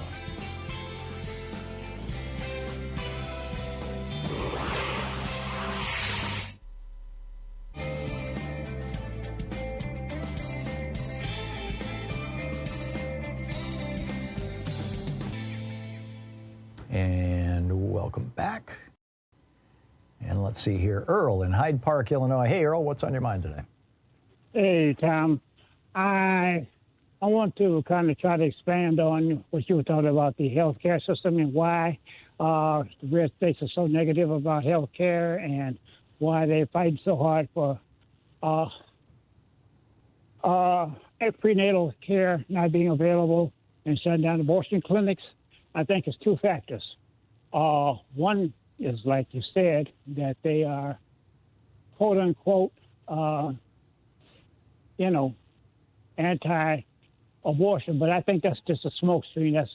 That's kind of like a classic misdirection. And the reason why I say that is because, like you explained, they don't want to give the women the necessary post care that they need, and they don't want to help raise the children. And they get all upset when there's nobody in the home to guide the children because they have to work 2 jobs, because they have to do minimum job care, and earn minimum wages. And so it takes 2 jobs to do that, or 2 or 3 jobs to do that. Yep. And the other thing I think is what I think is the biggest portion of it is they have been taught for so long that they have to just own the libs, own the Democrats, and no matter what we are in favor of, they have to go against that, and it's got to be wrong. Yeah. And that's why Scott got away with what he did before he became senator, and that's why they are able to garner so much support from the Republican Party. And those people just don't realize that they're going to be impacted by the diminution of Social Security, Medicare, and Medicaid. They can't see that far. They just can't get past the fact that they try to own the libs. And those are the 2 points I wanted to make. Yeah, I think that's a piece of it. I think mostly, though, it's that, the billionaires in America don't want to pay another penny in taxes if it's going to go to help poor people. Well, I mean, yeah, that's their rationale. But what they're saying to the public is, we're in support of women not having abortions, and that's murder, blah, blah, blah. Yeah. And the reason why we have to spend so much money on these social programs is because, people don't want to work. They're lazy. So you put that propaganda out there, and they don't realize in the red states that they're going to be disproportionately, affected by this mantra too. That's all. Yeah, yeah. So I agree with you, but I just wanted to add a little more. I think there's also an ideological thing here, Earl, that and this is essentially what the caller who I had to cut off because he was swearing at me was arguing, which is this belief that the private sector will always do better than the public sector. The government can't do things right, and that for-profit industries will always do things right. And the reality is that, for-profit industries will just as often rip you off as they will do good by you. It all depends on how it's constructed. I disagree with you on that one. No, that's not what I was saying. But but I understand what you're trying to say. But no, that's not my point. I get it. All right, I get it. Thanks a lot, Earl. Good talking to you. It's 52 minutes past the hour. I'll be back with more of your calls in 60 seconds, so stay with us.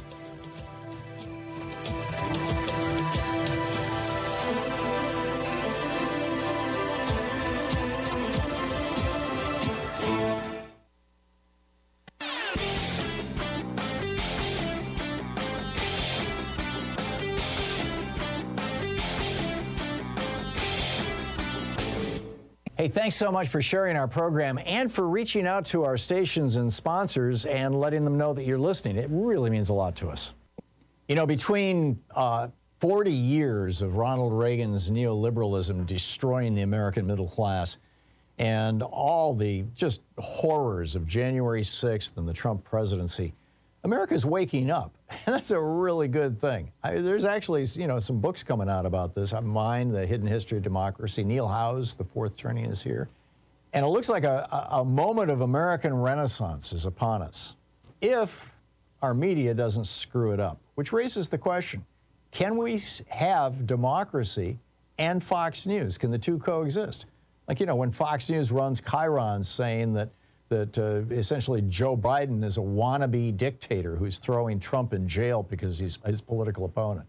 There's a whole rant about this and an in-depth analysis of what can we do with regard to repairing our media here in the United States over at HartmannReport.com. I think you'll find it interesting. Check it out.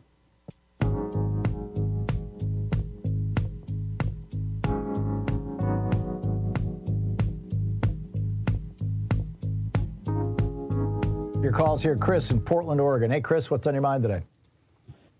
Hey, Tom. Thanks for taking my call.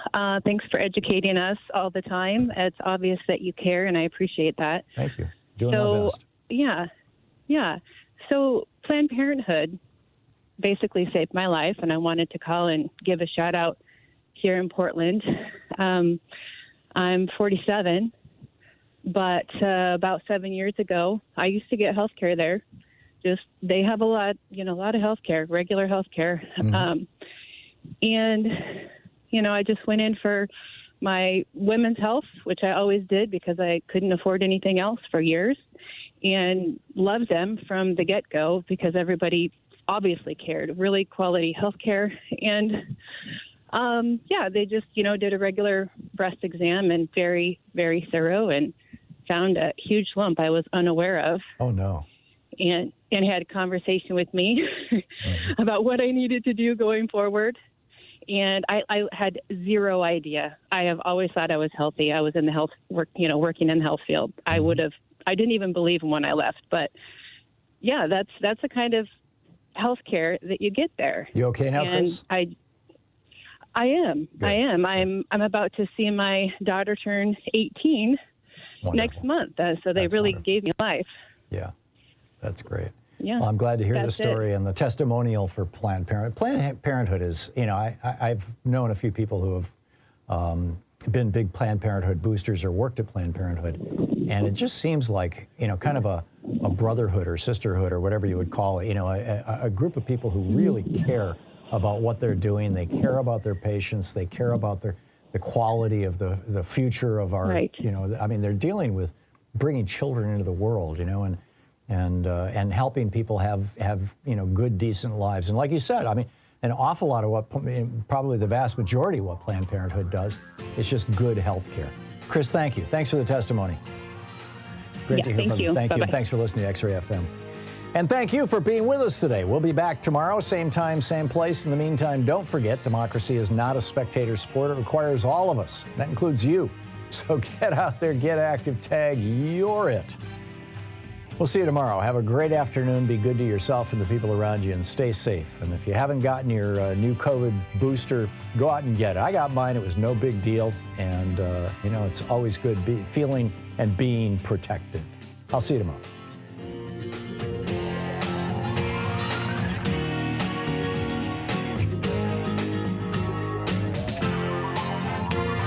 You've been listening to Thom Hartmann. For audio and video archives, visit thomhartmann.com.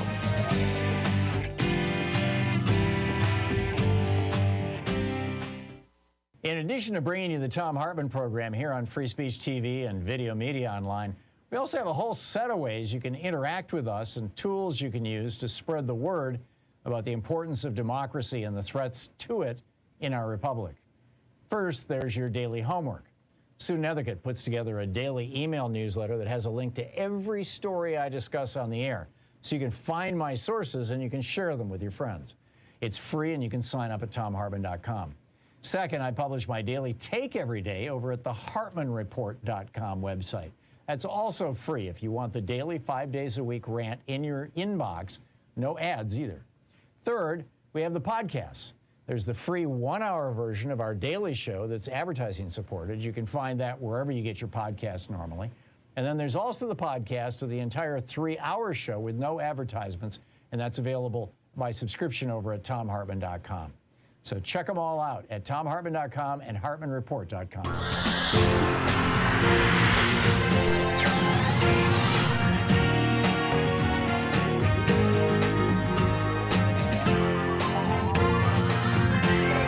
We say